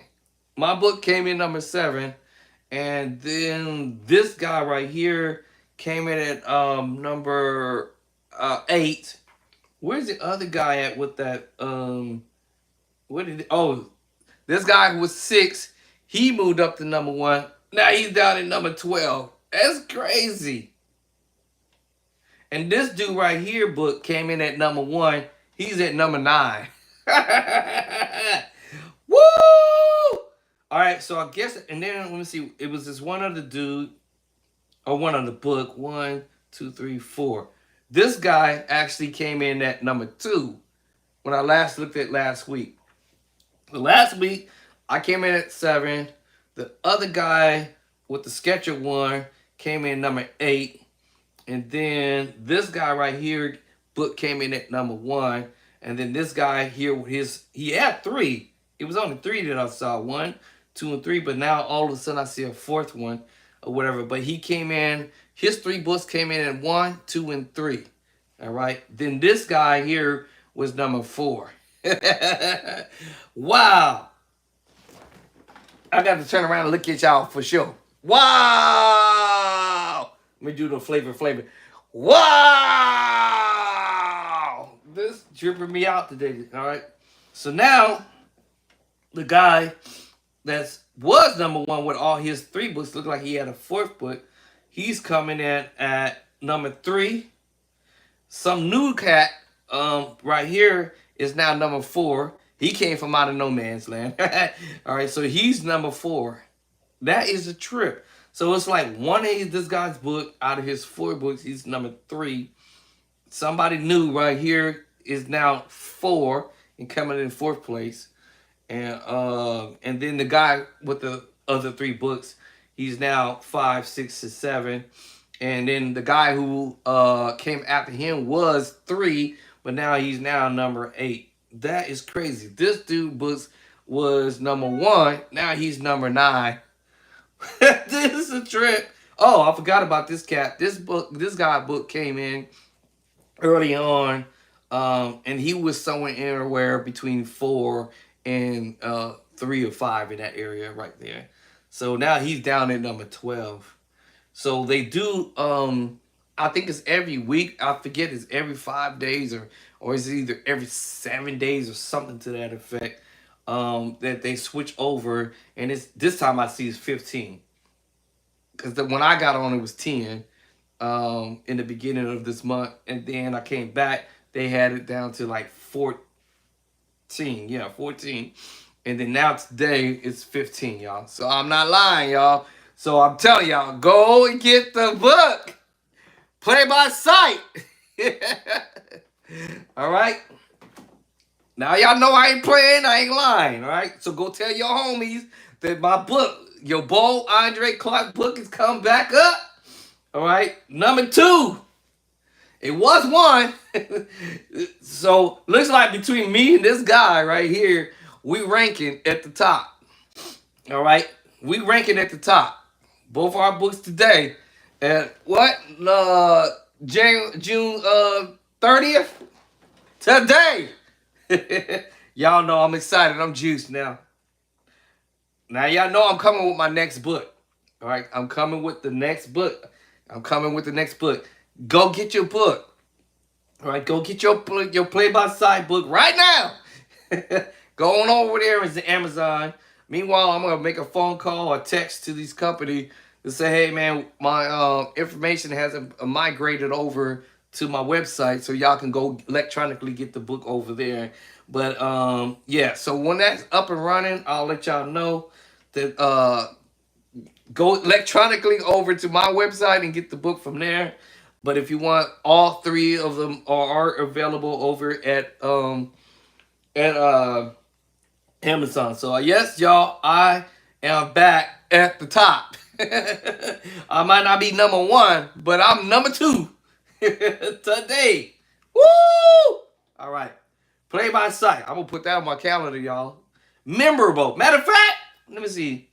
How do I Photoshop this? How do you Photoshop this, actually? How you Photoshop this? Nope. Oh, how you Photoshop this? This is a moment of a memory. Hold on, let me see. Do I? No. How do I Photoshop this? No. Get off of here. How do I Photoshop this? Oh. That may be beyond my ability. Let me see. Stop. Get off of here. Bye. Sorry, Bye. I couldn't hear what you said. It's okay. Bye-bye.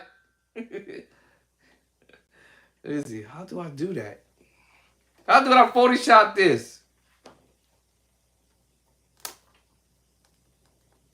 Oh my goodness. Oh my goodness. How do I Photoshop this on the thing here? I have no idea how to do that. Is that possible?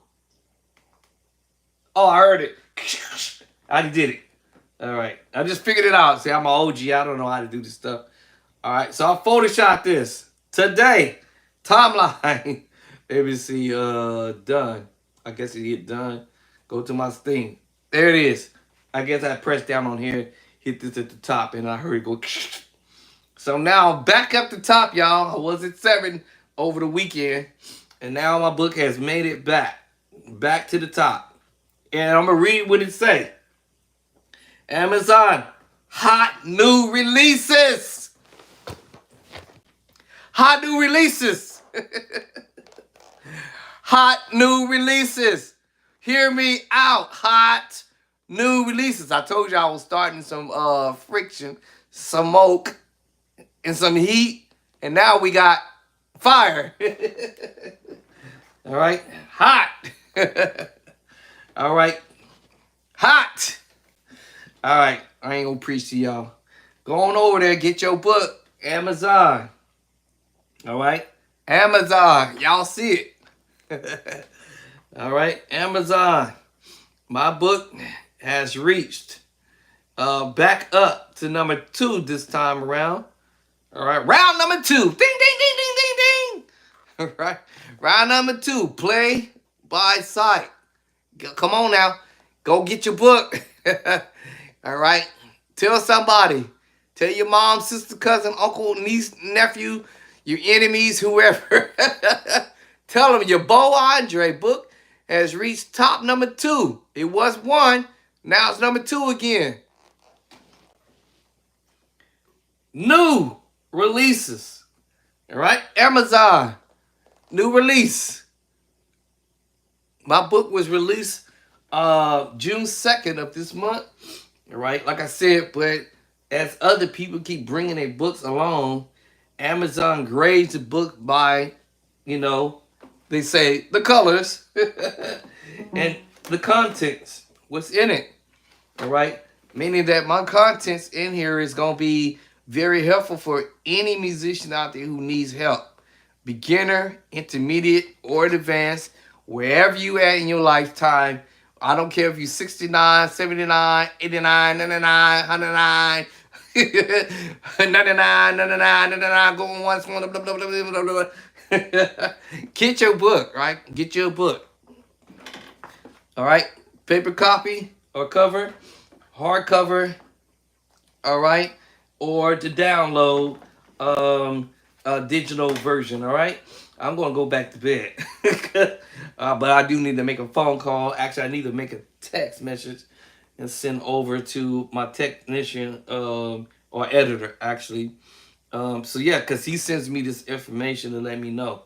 So I'm excited to see that my book went back up to number 7.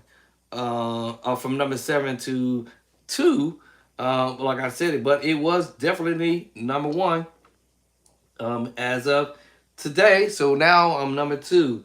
All right. So that's how Amazon grades books as they come. So anybody who bring their music or any type of book of any type, they grade the book. Right? They grade the look of the book, the cover, the whole nine, the whole scheme. They grade that. All right. So I'm gonna have to give thanks to my editor or the company that I use who built my book or helped me build the book. Actually, I built the book. They just took it and took it to a whole nother level. And yes. So I'm excited, y'all. I ain't gonna even see it in front. I'm juiced. I'm fired up. This is a moment to a memory to remember this. Let me see. Can I do that a little bigger? I forgot how I did it. All right, I heard it. Let's try to get a closer up on it. And yeah, so now I'm number 2.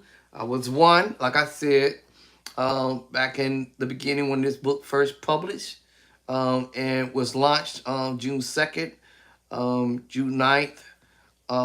Moving forward, my book has become number 1, back up to number 2 now.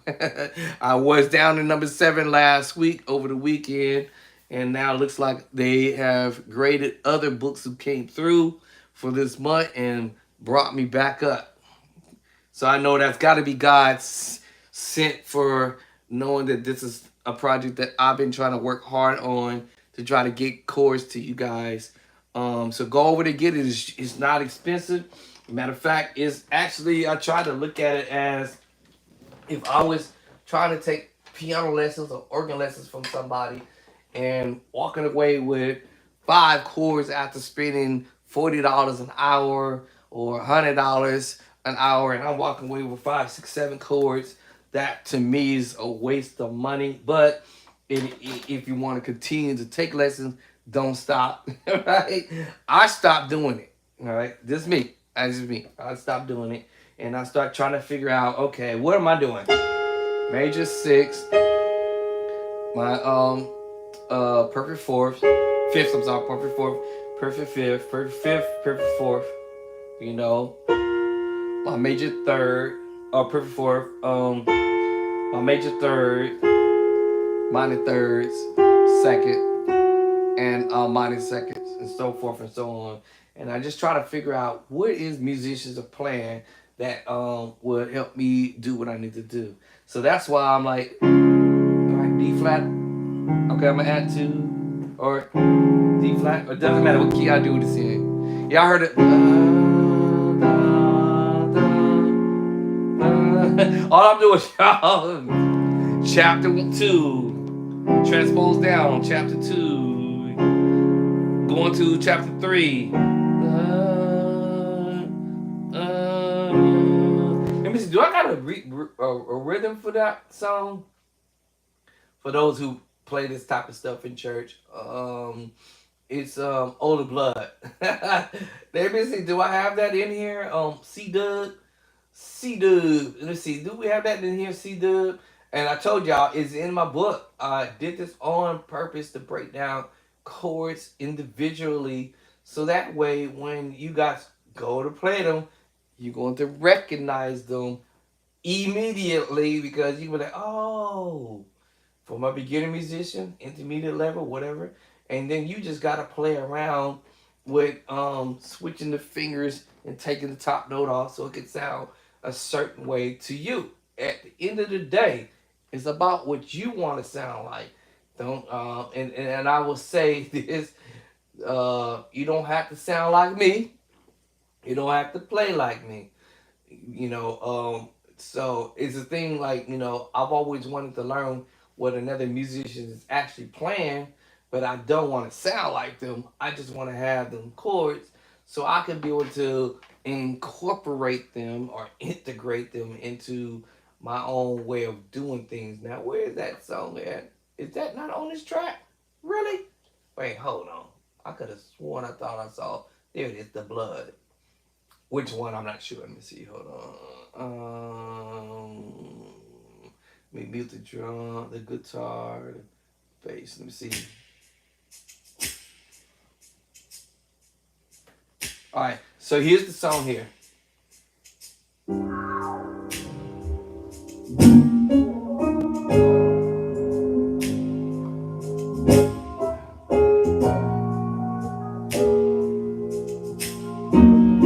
Oh, that's the other one.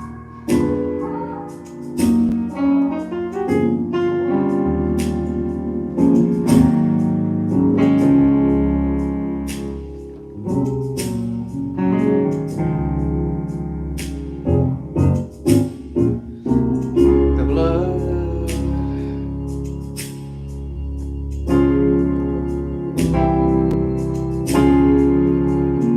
I told you it's in the book.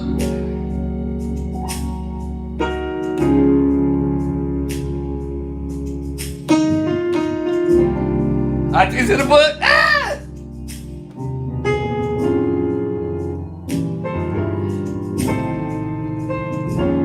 In the book. In the book.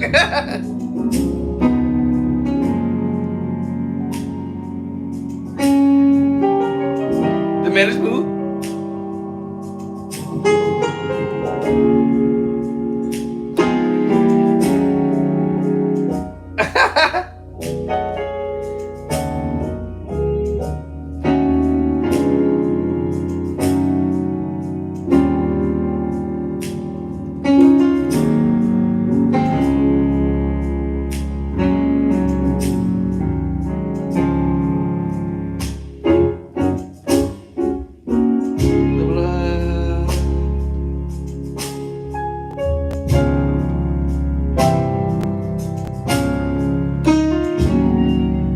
It's in the book.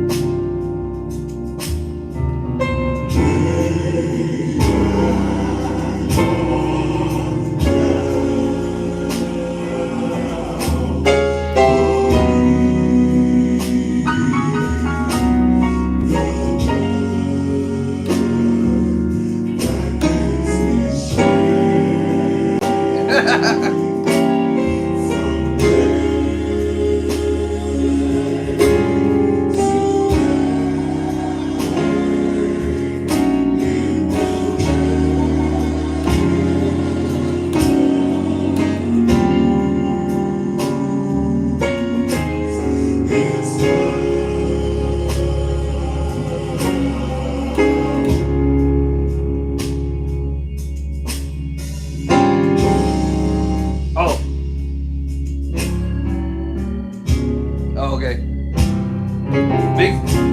Back to that. Right back to that.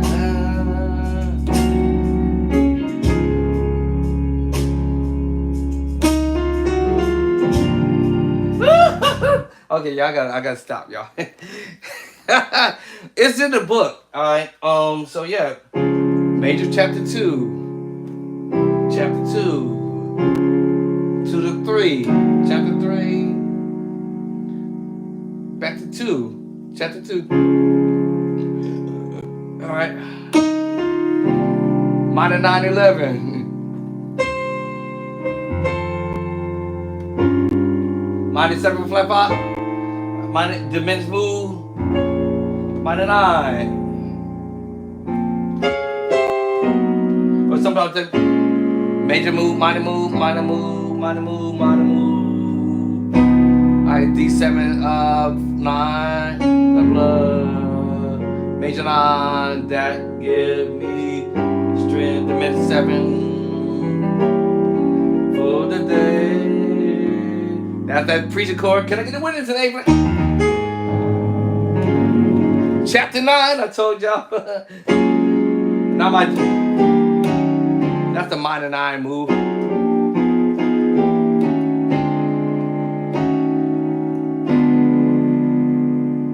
I'm just doing that the minor move.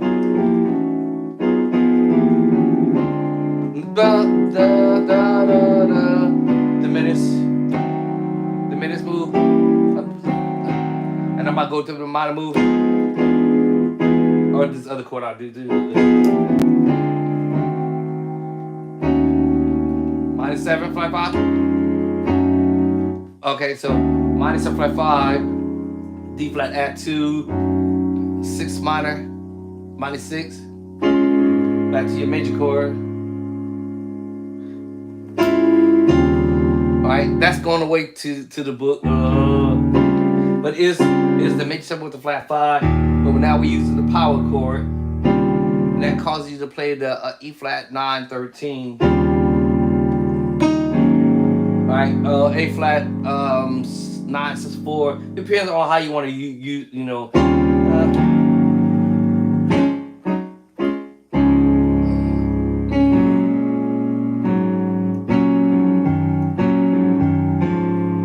Then I might go to the 5. I might use the 6-9 mode. I might use the 6-9.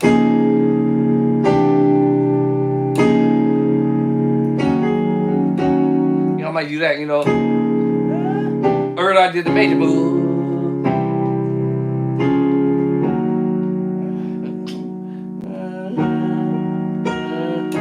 Remember, you can play your major chord different. It's up to you on how you want to get at it, right? You know, you don't have to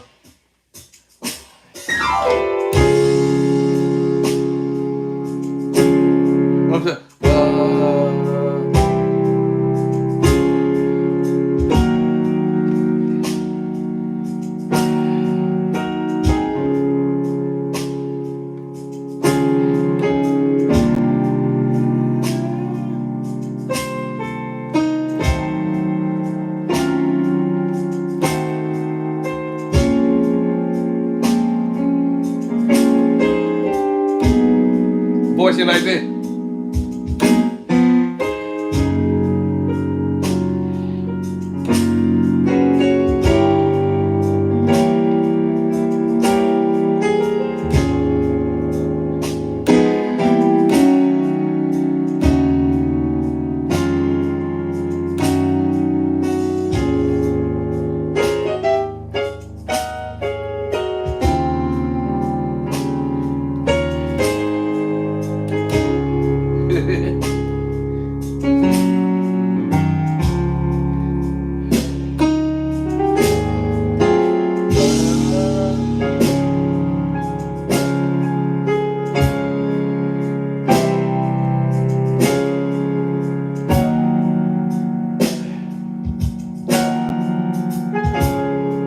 Going big.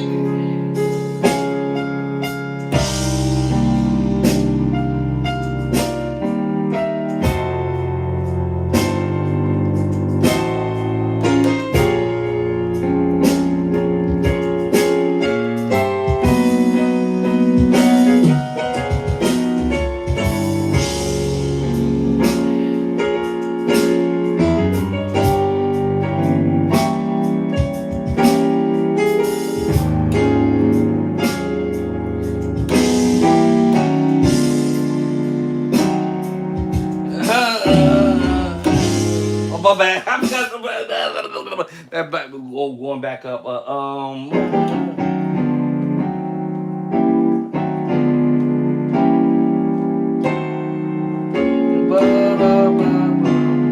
Cause I'm doing the diminished move. Oh, so,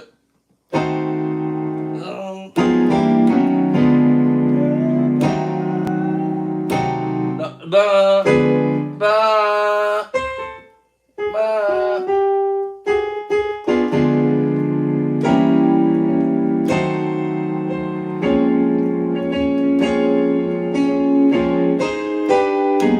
I just can't hear. I normally do. Nah.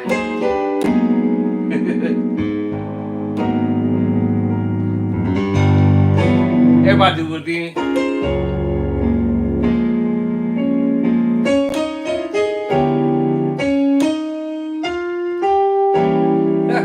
Where we have, see, I could have went that way. And then you know,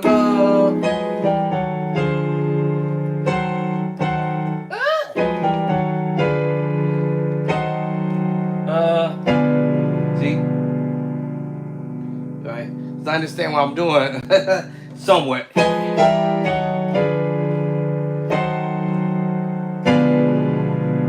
Right, and then minor 9.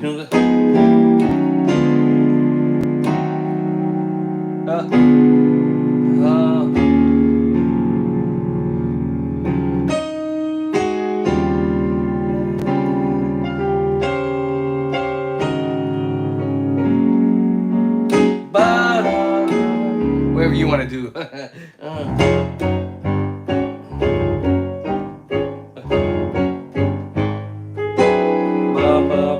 Whatever they're doing. Alright, so them chords, like I said, the diminished move, the major move, right? The minor 7 was like 5. I did.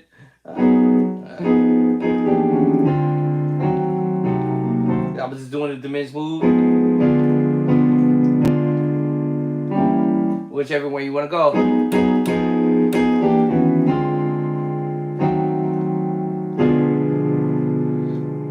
going to my target chord.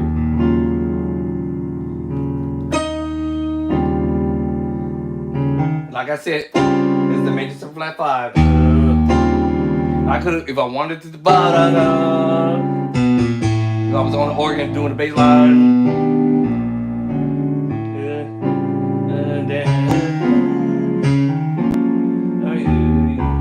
I'm going to the 6, 2, and if I wanted to,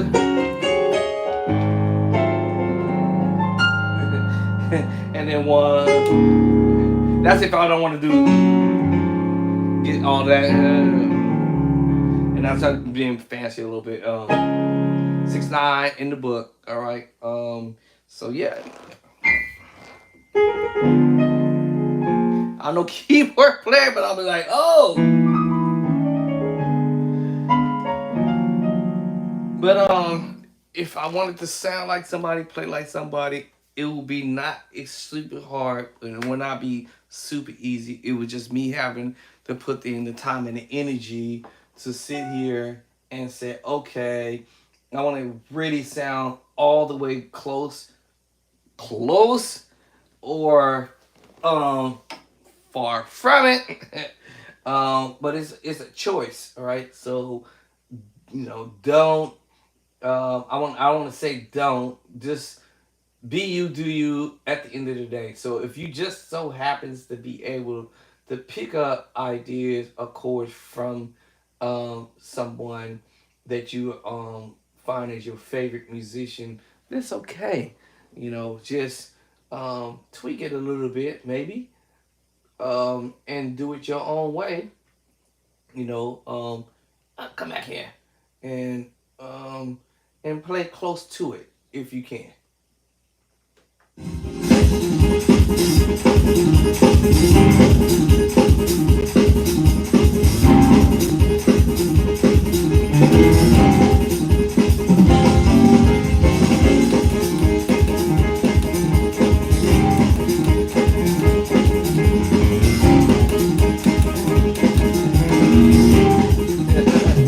Yeah, so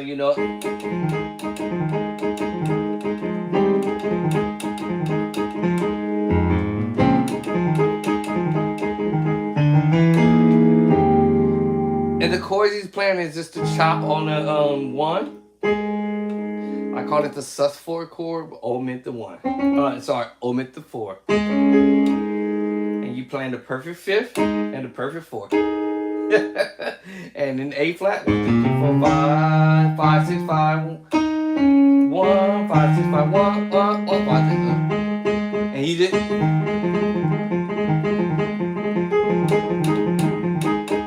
He just he just chunked that. It's a different rhythm. We call this 1, 1, 1, A flat. So bit 1, 6, 5, 1, 1, 1, 5. And he's just chopping it fast. Sorry y'all hearing that tap tap. My wife set a book up here and now it's tapping.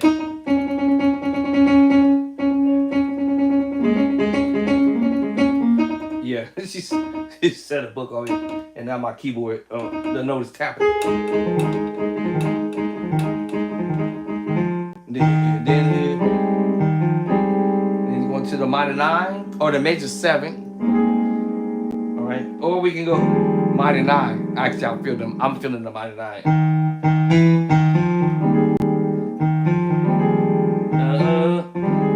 Hold on. No. Hold on. Yeah. It's F minor 9. What? Yeah. Technically, you can say A flat major 7 or the minor 9. If you get the A flat, it's A flat, F minor 9 either way, no matter what. If you do this, it's A flat major 7. If I hang on to the F, yes, F minor 9. Why? Because that's where we headed to the 6th. And then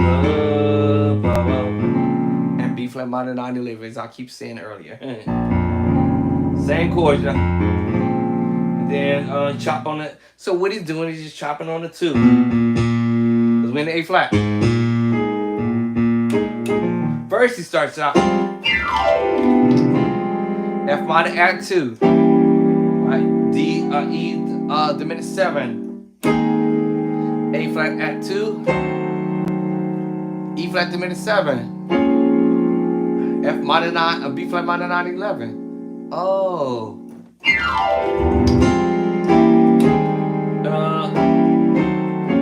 That's the little walk up. Oh, the D Devin does it in A flat. 1 devil. Watch this, same chord, y'all. Right?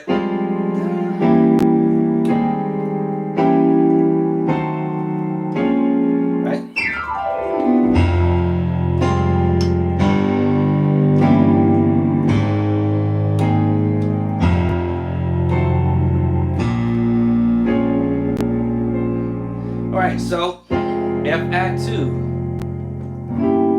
Right? This is G diminished 7. A flat at 2. We're gonna go back to the 6. It's E flat diminished 7, right? But it's an F. F7. F7 with the flat 9. And B flat minor 9 11. And the other Devin plays that same idea almost. The only difference, David Jackson started at the F minor. Devin starts it at the D diminished 7. Transpose over. Same chord. A flat at 2. E flat diminished 7. And F B flat minor 9. So you know 1. Devil chain. Here we go. Now, I feel like an F minor 9 11 when I do that. F minor 9 11. Alright, E diminished 7. F minor 9. I think you go up here, you can fall down. It's the same thing, y'all. Heard me doing it earlier in my other song. I love you, Lord. A flat. Same chord. I love you, Lord. Same chord. I love you, Lord. Same chord, y'all. Today. What?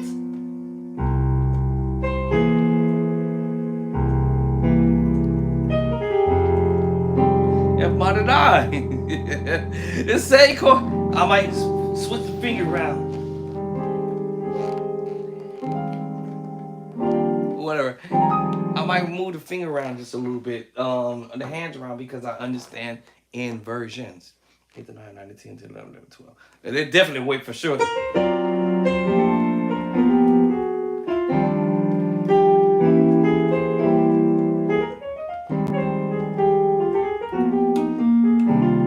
So, beginner musician, listen. It's not difficult to go from beginner level to intermediate level. I want to call it that, or advanced level. It's just about what type of material you are using. Okay, it's about what type of material. All right, what's the material you're using? So that's why I invented, if you will, or created play by sight, so that you're going to get the understanding on chord movements. So in my book, you got chords to create chord progression. And every chord that I'm playing, pressing down on the keyboard, is I'm pulling those chords from the progression and placing it in the book individually in all 12 keys, so you won't be left out. Major 7, major 9, transposing major 9, transposing major 9. And these are the chords that I use when I'm playing whatever song I'm doing. I love you, Lord. At this time I add the major 9. Or D flat add 2. I love you, Lord. You just reharmonizing that, right? You just change it up. I love you, Lord. Watch that diminished move. I did a diminished diminished 7 with the let me see, we're gonna do a diminished 7 11, diminished 7 11 with a flat 5. Giving it flavor in the book, y'all. All right, I'm taking stuff to a whole nother level, so you're not only just playing, I call baby saints chords. You're playing advanced level chords from the gate. I said in my other videos, we're crossing the field quickly. So if you're a new beginner, you're going to start playing immediately across the field. We're going across the field real quick. So yes, I can go. Yeah, in the beginning, I love you, Lord. That's in the book. That's in the book. I love you, Lord. I love you. It's in the book. Today. Now you can go at the 2 and move the top note off, and now you can play the voicing down low. Take the top note of your diminished move, bring it inside. That minor chord, bring it down. And yes, chapter number 18. Grab your minor second. I love you. And remember, you don't have to play just the straight major at 2. Watch this. Or you could grab the sus2 and what chapter? Chapter 5. What? And give yourself another voicing. Of course, yes, I'm using chapter number 2 and chapter number 5. Guess what? Watch this. So I have a B flat sus2. That means I can play an E flat sus2. What? Still an A flat 6/9? Wait, hold on. Watch this.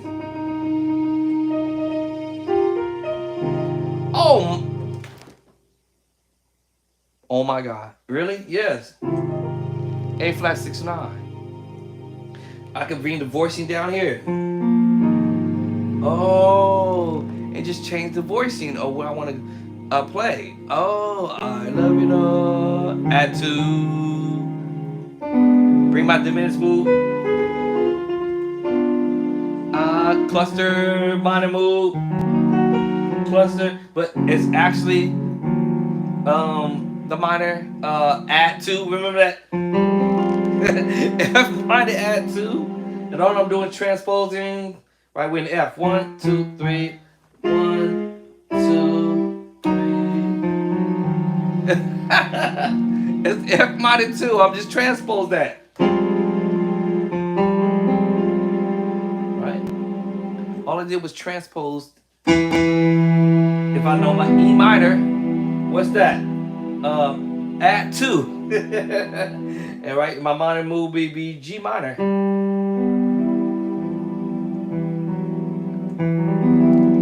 Oh, and then yeah, I had the 9 there. Yes, I'm playing the same chord, just transposing it. Oh, maybe A flat add 2.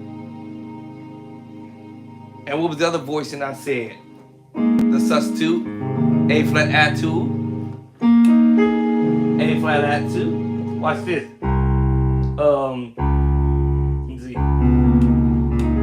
Hold up. We talking about A flat. Oh, my bad. A flat add 2, A flat add 2, A flat add 2, A flat add 2. And I know A flat add 2. So many versions of ways to play the same chord, but you just different inversions of the sus chord.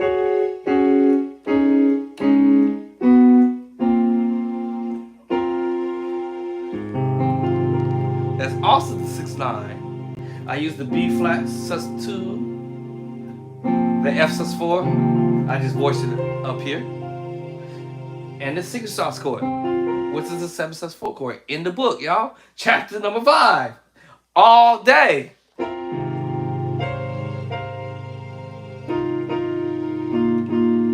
What? Matter of fact, Elder Devin used that idea when he played that voicing. 5. There it is. Make sure you play an A flat major 9, and we add in the 13, or the 6/9, A flat 6/9. What? Yes. 6/9, 6/9. So now I've got ideas. Now remember that diminished I said earlier. Now we're gonna do the diminished 11 with a flat 5, flat 13.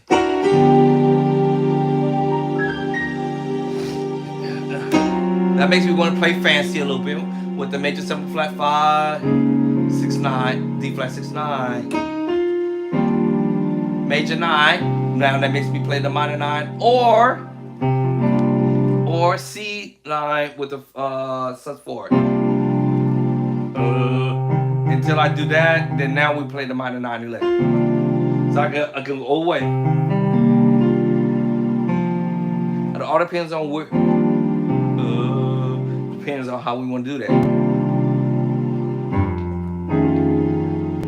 This is the 11 flat 5 in the book already, but when we start adding the bass line, that's what I told you earlier. I'm going back into the edition number 1 to pull these chords from edition 1 so we could add the bass line to these voicing.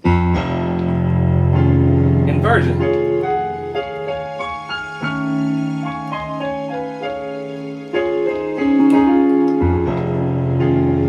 So you have the option of doing the major chord. As I said, chapter 1, we have the option of the sus2 chord. In chapter 5, change the voicing.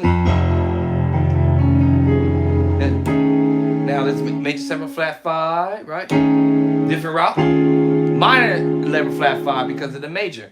There's a difference between the major move and the sus movement, all right? And we also can play around with the augmented move.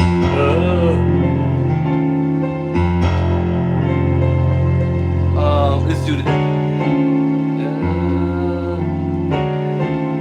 See what I'm saying? See how, which is the major 9 with the sharp 5. We have the major 7 with the sharp 5 as well. Major 7 flat 5. But when we start adding the 9, it's the 2. It's the 2 technically, right? But it's the 9. And then I'm playing around with this. Right? E on the bass line. C major 9, sharp 5. And all I'm doing is raise preacher chord, if you will. Can I get it with you? You want to transpose?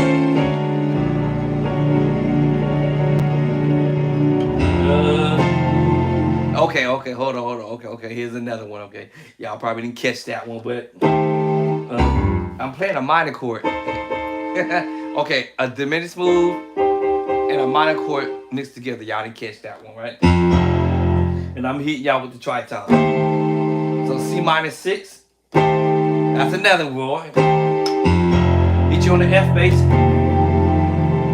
Alright. So we have an F9. Then I hit you with that diminished move.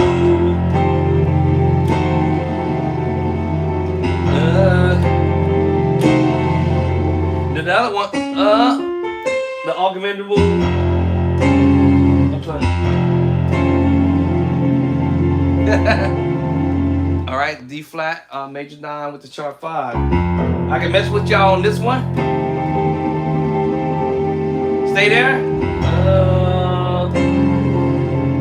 My bad. Then the other one, F9.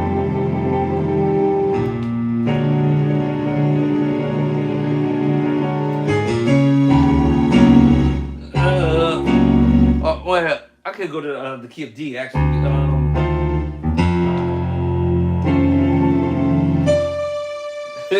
And take it to D.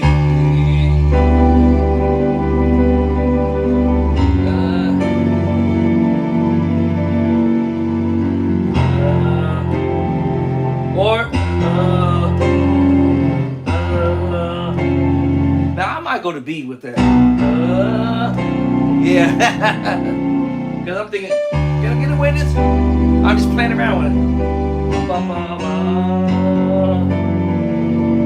Play around with it. And play around with it. No. What was that I played? I forgot.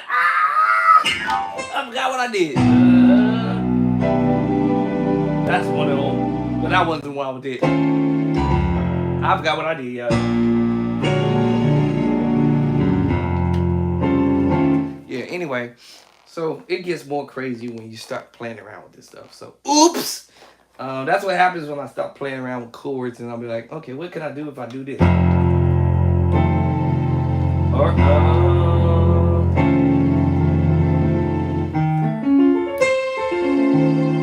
alright, so D flat, major 9, sharp 5, bass line. D flat, major 9 with flat 5 with the F on the bottom. And then we'll go to B. That right there sounds settled to me. And of course, I'll be on the organ, I'll be transposing that. So make sure you learn how to transpose in all 12 keys with the play by sight. Every chord that I put in here, all right, and I'm just getting warmed up. All right, I'm just getting warmed up. So my next book is definitely gonna be some more heat. So chapter 9, I put the heat in there, some friction, some heat. So I call it friction, smoke, and heat, and some fire. All right, so this book is already fire, right? Because I told y'all it came in at number 1, play by sight number 1. All right, I am second place as of today, right now, as we speak. So that means when my next book comes, it's gonna be even more fire to this. Because also I call it the hot chords, right? Hot chords, edition number 1. So y'all know hot chord number 2 is coming. Right? The hot chords, edition number 2. Y'all know what's coming. Y'all better be ready for it. Be ready for it. Be ready for it. Because I'm bringing it to y'all live. And again, for beginner musician, listen, man, don't let nobody hold you back. You need to move forward. There's no reason to stay in the kindergarten level, the preschool level, right? There's no need to stay in first grade, second grade. I'm trying to take y'all to the college level, right? As they say, the adult level, right? Get y'all going, all right? Cut it. We cutting across the field. We ain't finna filibuster around, none of that stuff, right? We finna. Y'all ain't heard that one. I ain't heard that one in a while. So no more filibustering around. we finna get right at it, all right? So you know that major 7, minor 9/11, right? Minor 9/11 all day. 7 sus 4 chord up to the 7 sus 4 chord, or the major 7 with the flat 5, or the C7 sharp 9 sharp 5, or the C7 sharp 9 flat 5. I'm telling y'all, man, it's gonna be, or the 7/13 chord all day. Now those 1, 2, 3, 4, 3 chords that I mentioned, and I think a few more other crazy chords, will be coming to A flat. The minute 7 with the sharp 5, with the A flat added to that will be the 13, A flat 13, flat 9, sharp 11. Let's go to the D bass. The 7, oh, I had already mentioned that already. But the 7, sharp 9, sharp 11. The other one was sharp 9, sharp 5. This time it will be the sharp 9, sharp 11. That's already on the way. Already been edited. Sent to the editor for them to process this next crazy book. I should call it a crazy book. The next crazy book, right? But I'm already set my mind. It's gonna be an edition number 2. I might even say the next crazy book. Who knows? All right, but the next crazy chord book is coming, y'all. The next dopest off the hook, off the chain stuff, whatever y'all want to call it, to add to your arsenal or your repertoire or your library. So any chords that y'all want to learn how to play, I'm dropping it like it ain't nobody's business. So anyway, the waves are big. I gotta go take my medication, and I'm right on time. Well, 3 minutes late, but I'm right on time. So I gotta go take my meds, try to keep me well or whatever. So just with that being said, thank y'all for coming on board, hanging out with me for a little bit this morning. I didn't really intend to be on this that long, but when you get carried away, you just get carried away. So I'll be back in here again maybe later on. And the way I do my practice, I like to practice a few times throughout the day if I have the opportunity to do so. And I know I don't turn on this laptop over here because I was going to demonstrate the stuff that I'm saying, that I'm listening to, that I hear musicians be playing stuff. And okay, let me do it before I go. And how to pick, and how I'm picking it out a little bit here, there. Also, with the utilization of my former music teacher back in the day, that showed me some ideas on how to play this stuff. Well, my thing now is going back to figure out what I'm actually playing, all right, versus, you know, versus me just playing chords, you know.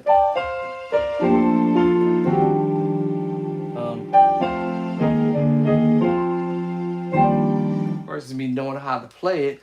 Now I just want to know what I'm playing. What in the world is the stuff that I'm doing? Let me see. Keyboard.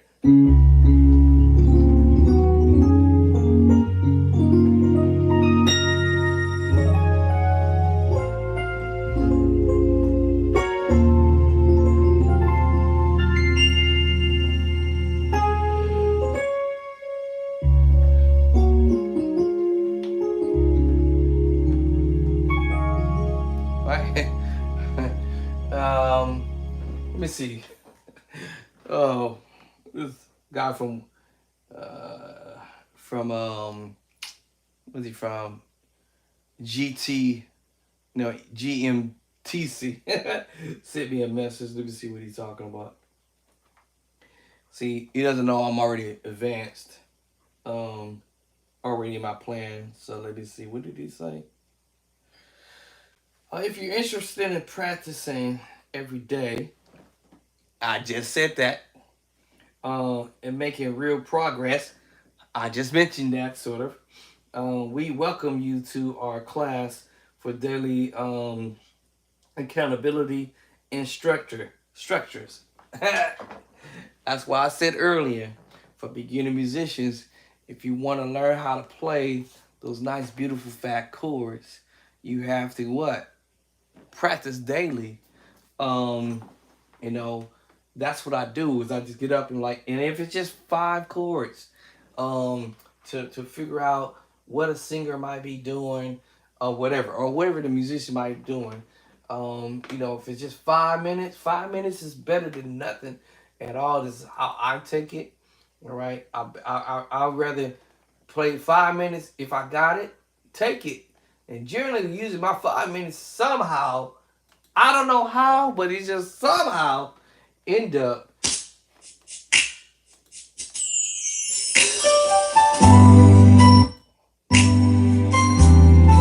If it's at that little piece.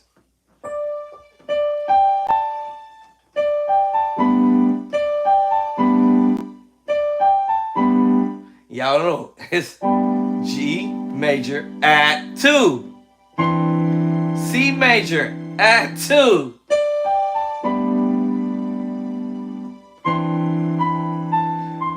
Alright? And there are other chords that are applied as he's moving the notes, which makes me play a C major 9 and A minor 4. So it's G add 2. G add 2. C add 2. C major 9. A minor 9. I'm sorry. A minor 4 add 4 or 11. And back to C add 2.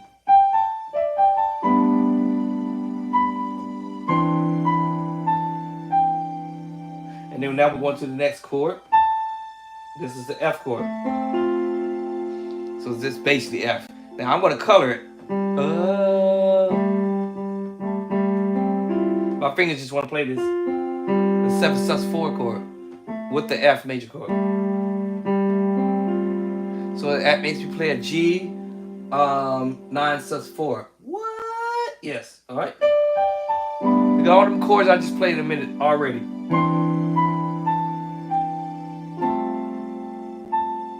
All right. Then going to B flat add 2. So let's get at it.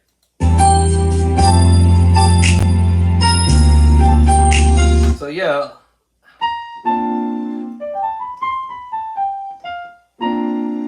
B flat add 2.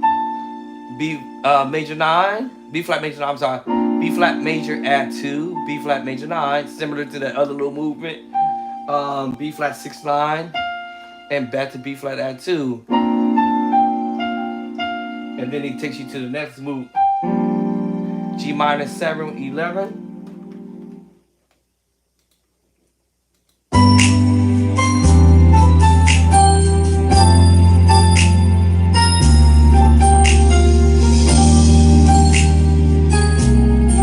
That is G minor 7 11, and then you go up to A flat. A flat add 2. A flat major 9, similar to the other little move. A flat 6 9.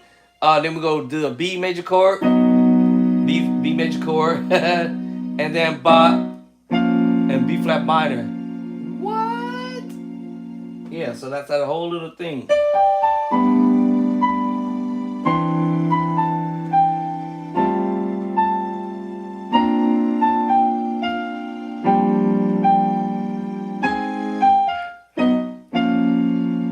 Right, the next chord.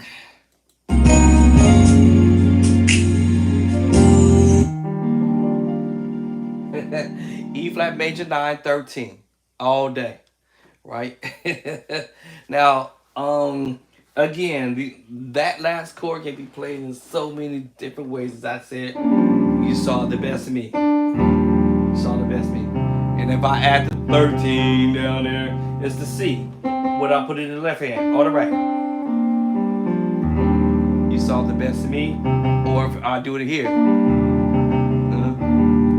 you saw the best of me, the 13. All right. E flat major 13. It can be voiced in different ways because of the 6.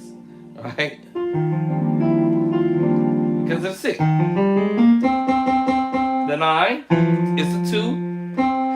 And the 6 is the 13. And I can play that with one hand. Without the right hand, y'all. If the right hand can play it, the left hand can play any chord as sure enough as the right hand can do it. Oh, right. So that's what he did. But of course, he's voicing up here, you know. And B flat, G minor, all those chords are related to each other. Oh, right. Okay, so that is what I mean by practice something as little as that. All right, I'm gonna open up another one and try another one. This is how I build my chord arsenal. All right, build your chord arsenal. See if I can hear something similar. If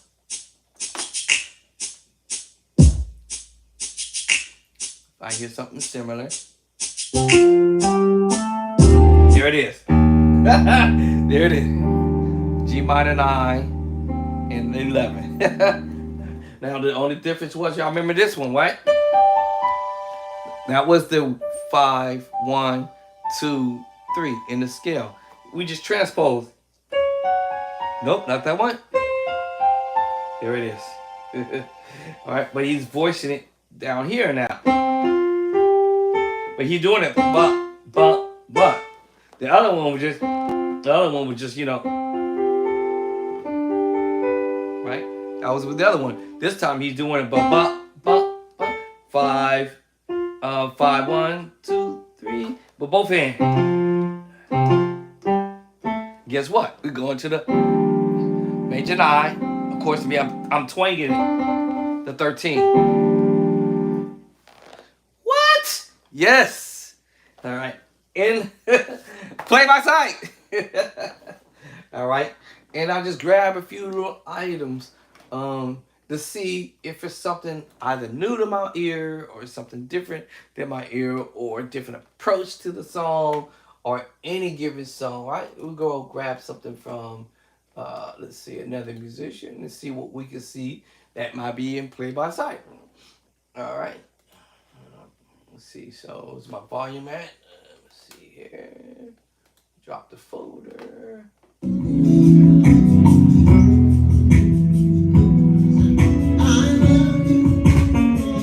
All right, what we doing?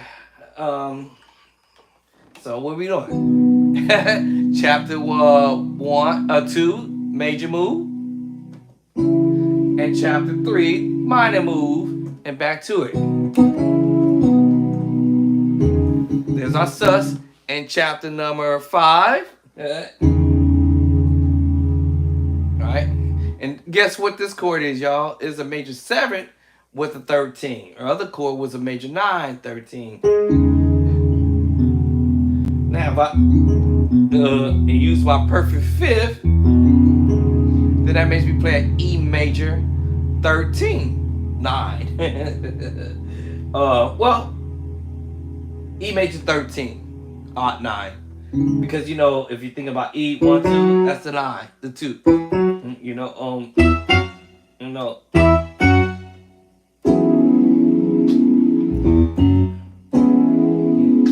bump, bump. Bump, bump. Bump, bump.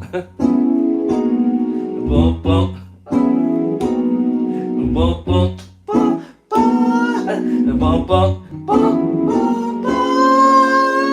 I can have fun playing around with this, y'all, all day because I understand that I can. It doesn't matter what key I'm in. All right, I'm just saying that I get what is called the concept behind the madness and how musicians create grooves just by the most what they call the most extreme simple idea. If you understand your major seven, your major nine, your minor nine, your minor 9/11, that's what you're hearing all day. With musicians just having some what I call fun behind the madness. So once you learn the concept behind it, I'm thinking if I'm in E, I'm just fooling around. I could be in F sharp and playing around with the same chord movement. It just be under what they call a different number system or whatnot. All right. So just know that you don't have to recreate chords because they already there. So to pull some play off of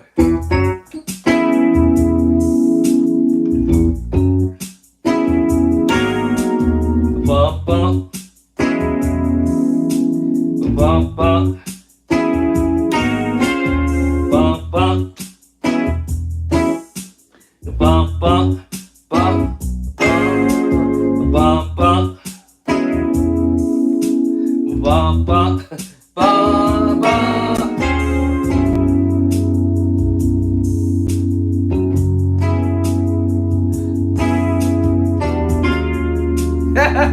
I can have fun with this. Bump, bump.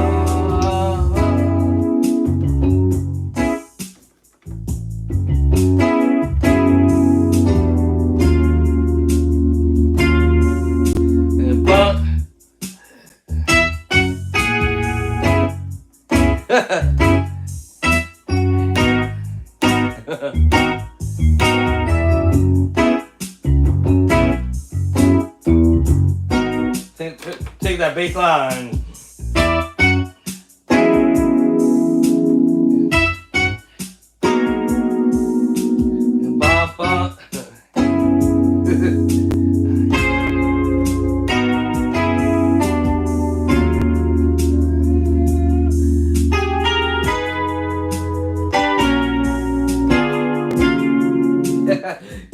Y'all get it, yeah. So yeah, once you get the concept, you can play these minor 9/11s, the minor 9, minor 9/11, or the major.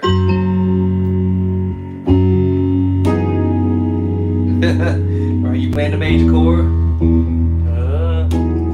the major 9, or the 13.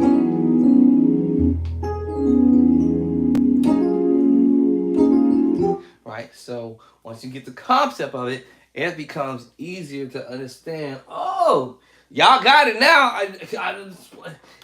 Go to play by my sight. All right, you're gonna have it because now it's like you hear these voicing, and all of it sus, transpose, whole step. All right, in the 7 sus 4 chord chapter. All this is in chapter 5, y'all. Whether you put it here. Every one of them chords is in chapter number 5 all day.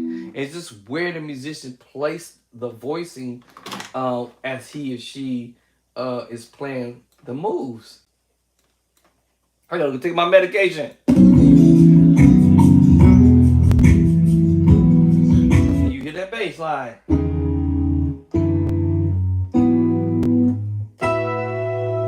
The minor chord. Every one of these chords. Chapter 1, chapter 2, back to chapter 2, chapter 3, chapter 2, chapter 5, chapter 5, chapter 5, chapter 5. Alright, get back to chapter 3. Alright, so the major move was chapter 2, minor 2, 3, major 3. I sus chapter 5, chapter 5, chapter 5.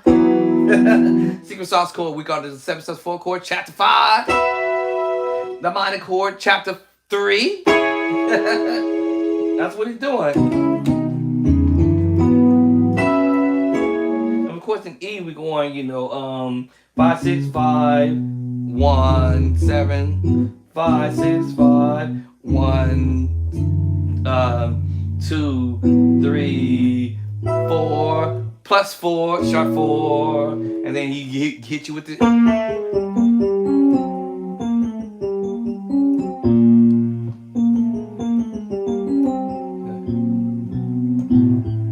Let me see. What we going to the 6th? I think we're going to the 6th move. Yeah. All right. Now, when he's doing that, he is technically going to the G tritone, but when he comes down, he is coming down to the tritone, which is F sharp tritone. But also, we're playing the C minor chord, which makes you play a F minor 7 with a flat 5. Then you go up to the D sharp minor chord forever. I'm sorry, C sharp minor chord inversion to forever. All right, the E flat, a D sharp minor chord root in first inversion, and then he hits you with the tritone. And then he's gonna go to 6, major 6, major 5, major 6, 7. Major 7, add 2. These are add 2. A add 2, B add 2, A add 2, B add 2. So he's basically going 6, 5, 6, 7, 1. That chord, major 9. E major 9. Then we're going to D add 2 out of the key scale of E, sharp 6 or flat 6 or flat 7, y'all want to call it. And to the 1. And guess what? We're going back to that same chord over the 4. 6, 9. It's a 6, 9 chord. 6, 9. And guess we're going back to the same chord again. Sharp 4, flat, minor 7 with a flat 5. And guess what? We're going to a G minus 7, diminished 7 to F sharp diminished 7. And then E add 2 forever. F sharp 6, 9, ba, that same tritone, ba, all right, major 7 with flat 5, and then we're going to go back to that same move. 6, 5, 6, 7, 1, 6 up. Oh, hold up. Yeah, 6 up, 1, back to the 4, 4.5. Again, double up. Repeat that same. E at 2 forever. 6, 9, F sharp 6, 9. Same thing. Ba-da. And repeat. Ba-da-da-da. And then he comes out. E 6, 9. And then we give glory to God. What is that? F sharp add 2. E flat minus 7, 11. Back to the A flat add 2. Bottom. The tritone. I told you. My formula is in the book, y'all. So then this time we're going ba. Let me see. Da. Hold up. Da. Da. Da. Alright, we're going to that chord that we played earlier in the song. The 4 up. The 4. Alright. Da. Ba. Yes. Alright, the flat 5. B flat 5. Well, we in E. It has to be A sharp. A sharp. 7 with the flat 5, or what do y'all want to call it? The bottom, but it without the bass line is a C sharp minus 6, and B at major double up first inversion. And then he comes back to the E add 2. Well, E 6, 9. E major 9, E add 2. So this is E 6, 9, E major 9, E add 2, E add 2. Let me see. I'm sorry.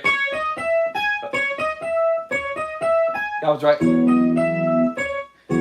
All 3 of these are chords, y'all. E 6, 9, E major 9. E add 2, E add 2. Then we're gonna switch over to A major add 2, and then you're gonna hit you with the reverse of the same notes. A add 2, A add 2 with the sharp 11.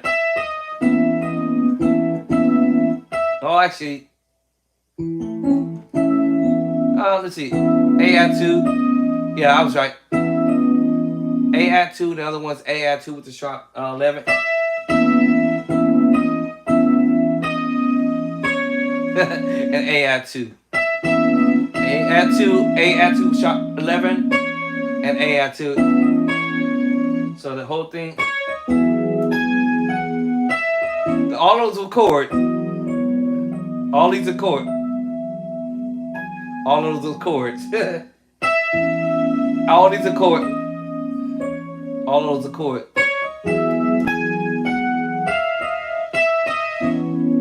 Right? Alright. Right back to what we was at, but this time we're doing inversion. Right?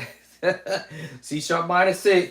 Then he hit you with this one. 6 9. Right? That's the like you preach a chord. I call it the, what do I call that one? You remember the one for, let's see, 3 4, if you're in A flat, 3 4 4 5, and A flat. We say we're going to the 6, and then we're going 6 up. There it is, that same chord. Oh, yep, that same chord. 6 9, E 6 9, sharp 11, right? The 6 up depends on the key you're gonna say you heading toward. Yeah, because you could do this actually. I just lost my train of thought. What I was thinking. E. And that's without the bass line, but I'm saying.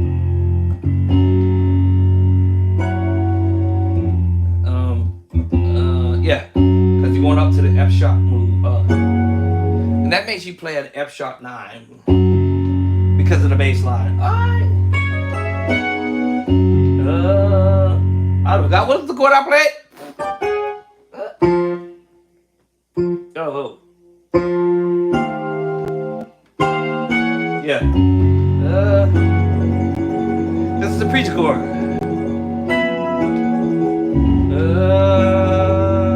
And again, that will make me think I can go play that same movement in the key of F sharp, or G flat. Right? Yeah, F sharp. That was what I was thinking. F sharp. Can I get a wing some?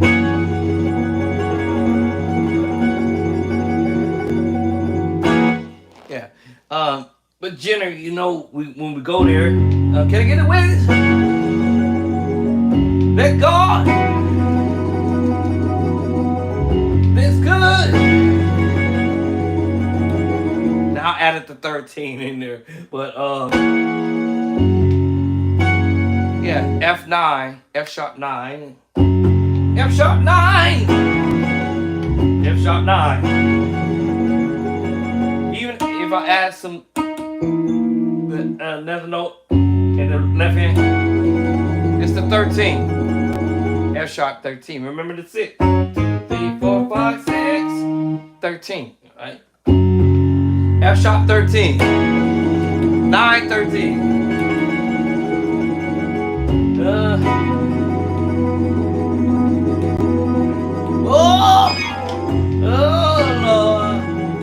That's usually when you end in whatever it is that you do.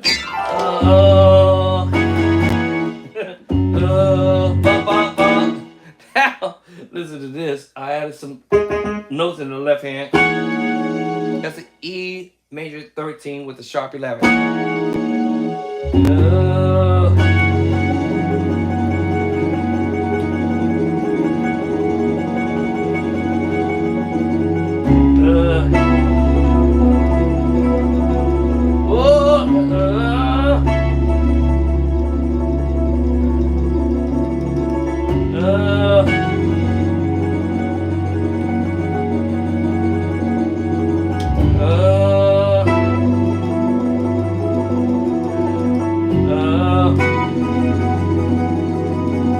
Now I snuck okay, I snuck.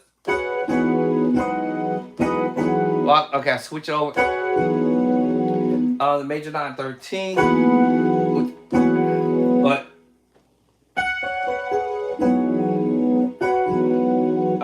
my fingers hitting something. Was in the right hand. Okay, yeah, major 9, 13. Thought I saw the 11 sharp. Okay, now we have the 13 sus. Now we have the 13 4. Alright, the 13 sus 4 at 3. Alright, because I'm doing some switch over. Switch it over. I'm switching the finger.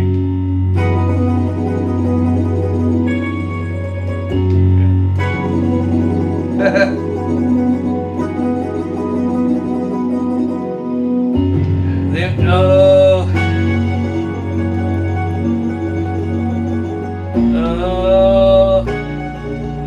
did y'all see the hand stay? All I did was change the tritone.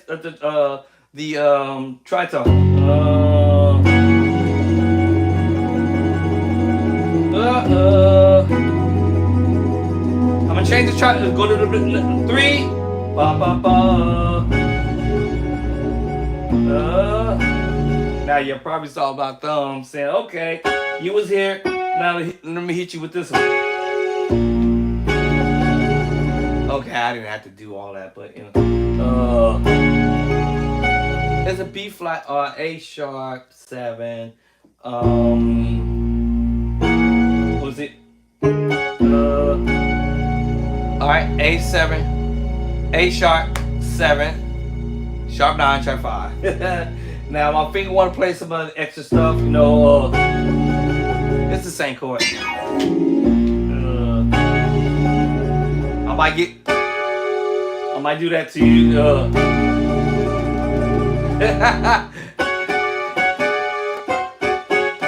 I'm now messing with y'all to go to the augmented chord. The augmented chord. So I can do all this crazy stuff. Can I get away with this? Alright. Can I get away with this? Alright. That time I went to the augmented chord. Remember, y'all. Now I can do that, right?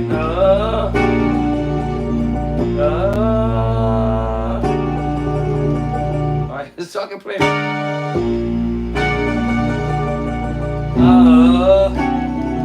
Oh Lord, that was an accident. Okay. It's a -7 with the flat 5, y'all. Just coming at it from, you know,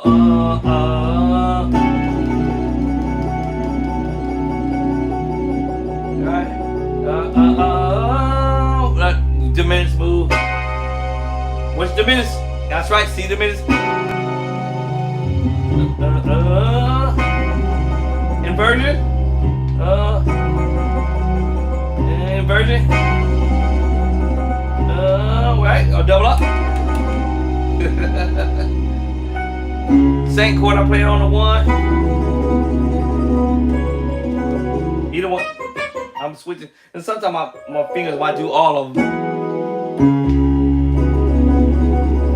But it's E flat 13, E flat, or I'm sorry, C sharp, minor 13 with a 9, 11. I'm just making it fat. I'll spread it out now. Y'all know the next move. Okay, I'm going somewhere.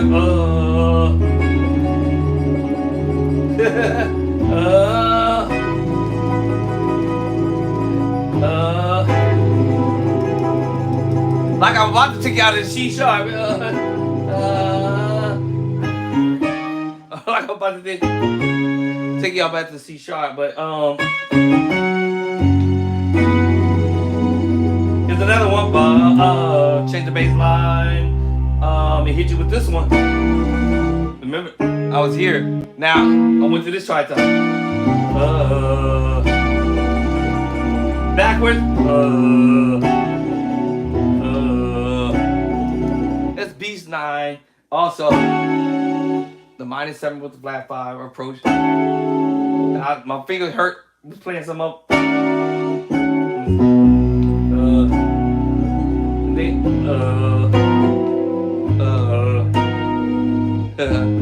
actually, is before that. And then or you can do the half step back up to it. Let me see which one.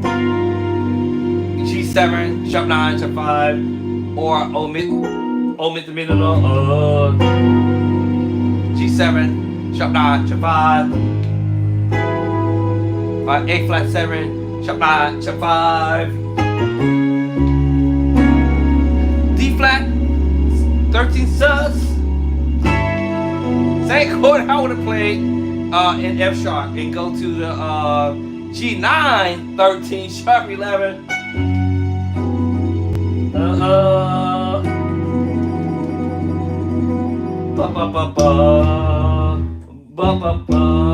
Hey, move out the way.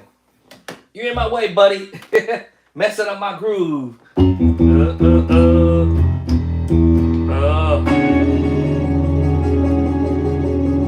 I like to do this one.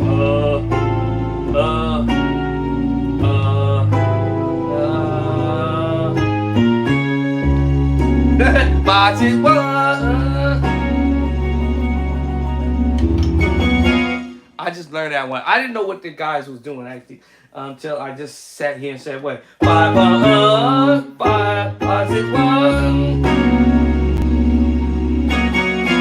In the book. 5 6 1. Okay, yes, in the book, I have inversions of the moves. Right. So, my next book, I'm going to give y'all the bottom of my left finger, the pinky here. All right, I gave it to y'all from a different version of it, but I'm gonna add the right, I'm gonna add the bottom to it. Y'all heard me doing it already when I went. Let me see.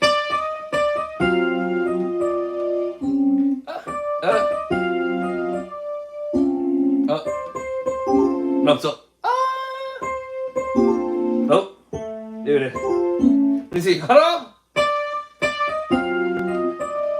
There it is. So I gave y'all the bottom. I mean, this voicing here in all 12 keys. But I'm go ahead and give y'all the bottom of it as well in the next book. All right. I just realized when I was playing, and I'm like, oh, wait a minute. I forgot to do the one on the bottom because it's the second version of it. I just gave y'all a piece of it, you know, a piece of the bass. I call it a piece of the third inversion, and a piece of the second inversion, and a piece of the root. A piece of the root. So I forgot to give y'all the rest of it for the third, for the second inversion underneath because that's important.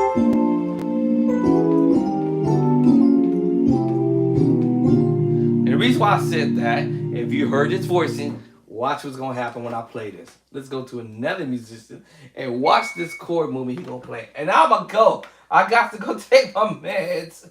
Woo. Let me see, where my boy at when he played that voice? Oh, here you go. Let me see. I might have to turn the volume down just a hair and watch this chord. I promise y'all, it tripped me out when I heard it.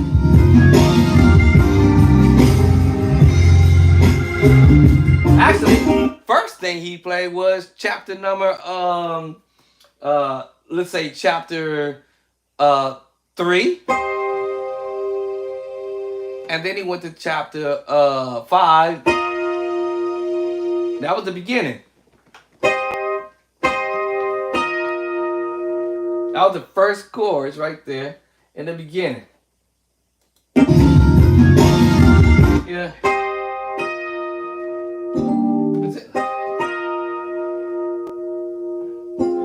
Minor move, chapter 3. Minor move, chapter 3. 7 sus4 chord, chapter 5. Let me see. Now he took his hands off the keyboard, so now I have to improvise. There it is, right here. Right here. This is we voice today. E flat major 7, 9. That's the minor move, chapter 3. Chapter 3, chapter 5, chapter 3. Now I'm going to throw my 2 cents in there because he took his hands off the keyboard because he was doing something. Yeah, ba, ba, ba. Or B flat. Yeah. Alright, so yeah, B flat. A flat, major 7. And then the minor move.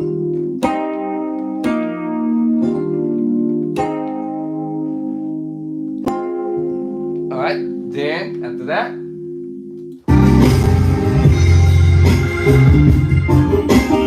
And then he goes, he's doing that -6, the -6, the minus major 6, 7, 6, I'm sorry. Alright, B flat, A flat, major 7. Oh, sitting here sitting playing the whole chord A flat of first inversion and first inversion of B flat and the second version of A flat. And he is playing this voicing. I'm just using 2 hands to do it, which is B flat, second inversion, and A flat, major 7. Oh, he just using 2 hands to do it.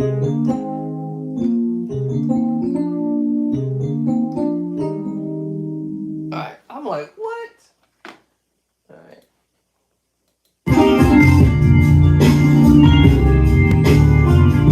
Alright, so all that whole thing. E flat, B flat, E flat, E flat, B flat,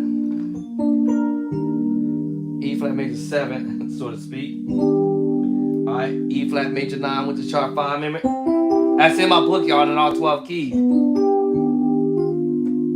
Then he hit you off of E flat, and then he's gonna get you out of there. This is the major 6 of the E flat technically, and D major, and the major 6 of it. Right, he's just playing the outside note. Right, this is the I want to say G minor move, taking out the middle note. Right, the -6. Back to that C minor 6 again. Back to that D minor 6. Alright, back to E flat. This is technically supposed to be A flat, but E flat major 6, you know. And back down. And end it. And then they're gonna hit you with this. Watch this.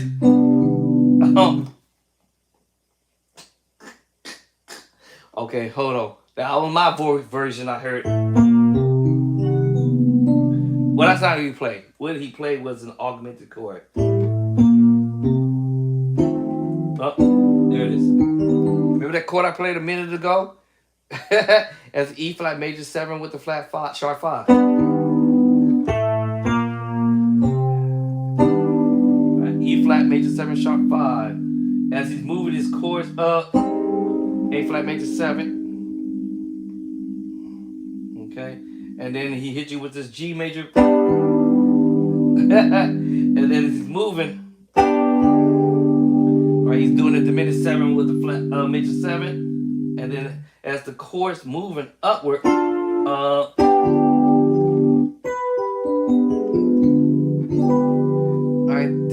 D diminished 7, 11, and then E flat major 9, 13.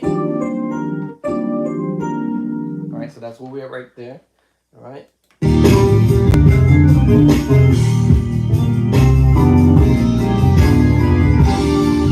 It took me minutes to get the right. It took me a minute to figure that out. Like what?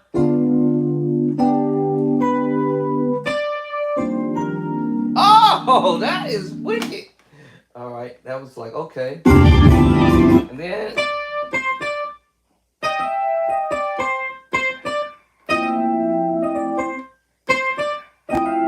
we're going to the major 9. Major 9, 13. Back to the major 9. All right, I said, oh. So, and then major 9, you play the bull. Again, the same chord. We moving from the sus move to the major chord now. And he's transposing. What?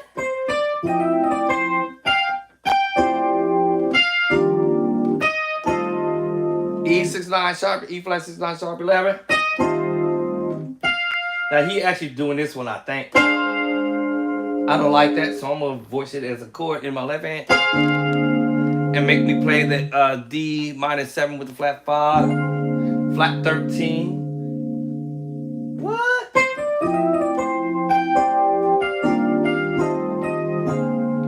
All right, you're gonna do similar to what he did earlier. That move.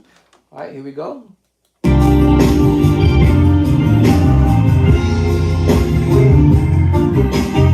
Da da da ba da da. I told you the minor 6. I told you all day, y'all. It's gonna be in the book. Just splitting it up with 2 hands. Ba ba ba ba ba ba. Use it twice.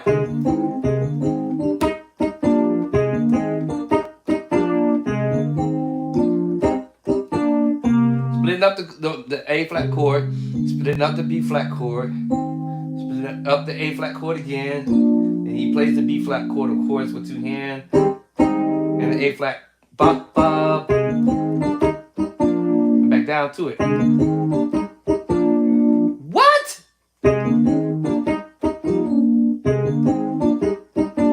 And then, remember the chromatic move.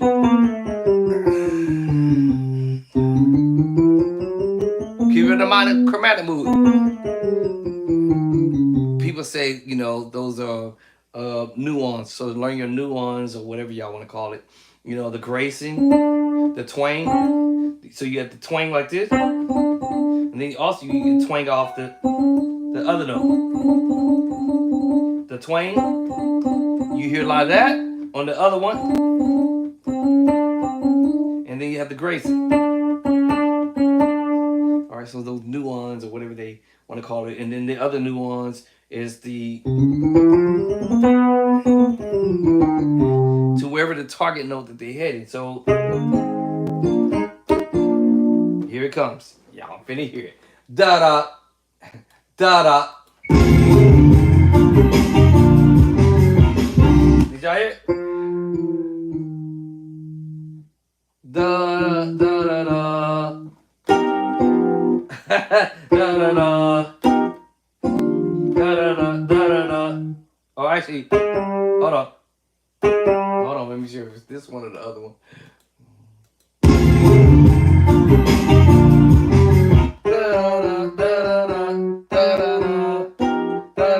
Chromatic. And it's the target chord is the minor 11 with the flat 5. And play by side. Tritone, chapter number what? 8. Major chord of the right hand, chapter number what? 2. All right. This chord already in the book, chapter 9. All right. So here we go to that chord I was trying to tell y'all earlier when I was saying transpose. This is just the major 9 transposing. Transpose. The version I gave was in the book, right? In my next upcoming book, for the edition, I'm adding the bottom to the left hand with a finger. Watch this, y'all. Watch this. Now, tell me y'all ain't gonna hear this chord. Here it comes. So, tell me y'all ain't gonna hear this chord. Now, hold on. We're almost there. Then we got A flat major 7, similar to what remember here. All right, so I said, oh, okay. All right, we got that one. You going to the major 7? Y'all catch those 2 chords right there. Yeah, so A flat major 7, D minor 7. Okay, all right. Watch the next chord. Here it comes. Tell me this ain't the chord.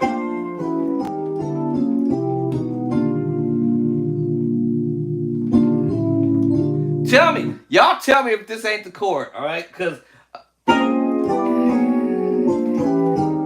That's why I said it's important to transpose. All right. I was like, wait a minute. Oh no.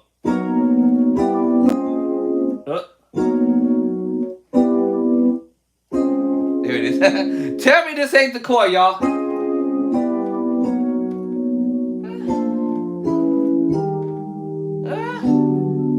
I'm playing the major 9. Trying not to play minor 9. Y'all tell me this ain't the... Tell me, y'all. Tell me this ain't the chord, y'all. Watch this. So, here it goes. Here we go. Y'all ready for it? Y'all ready for it?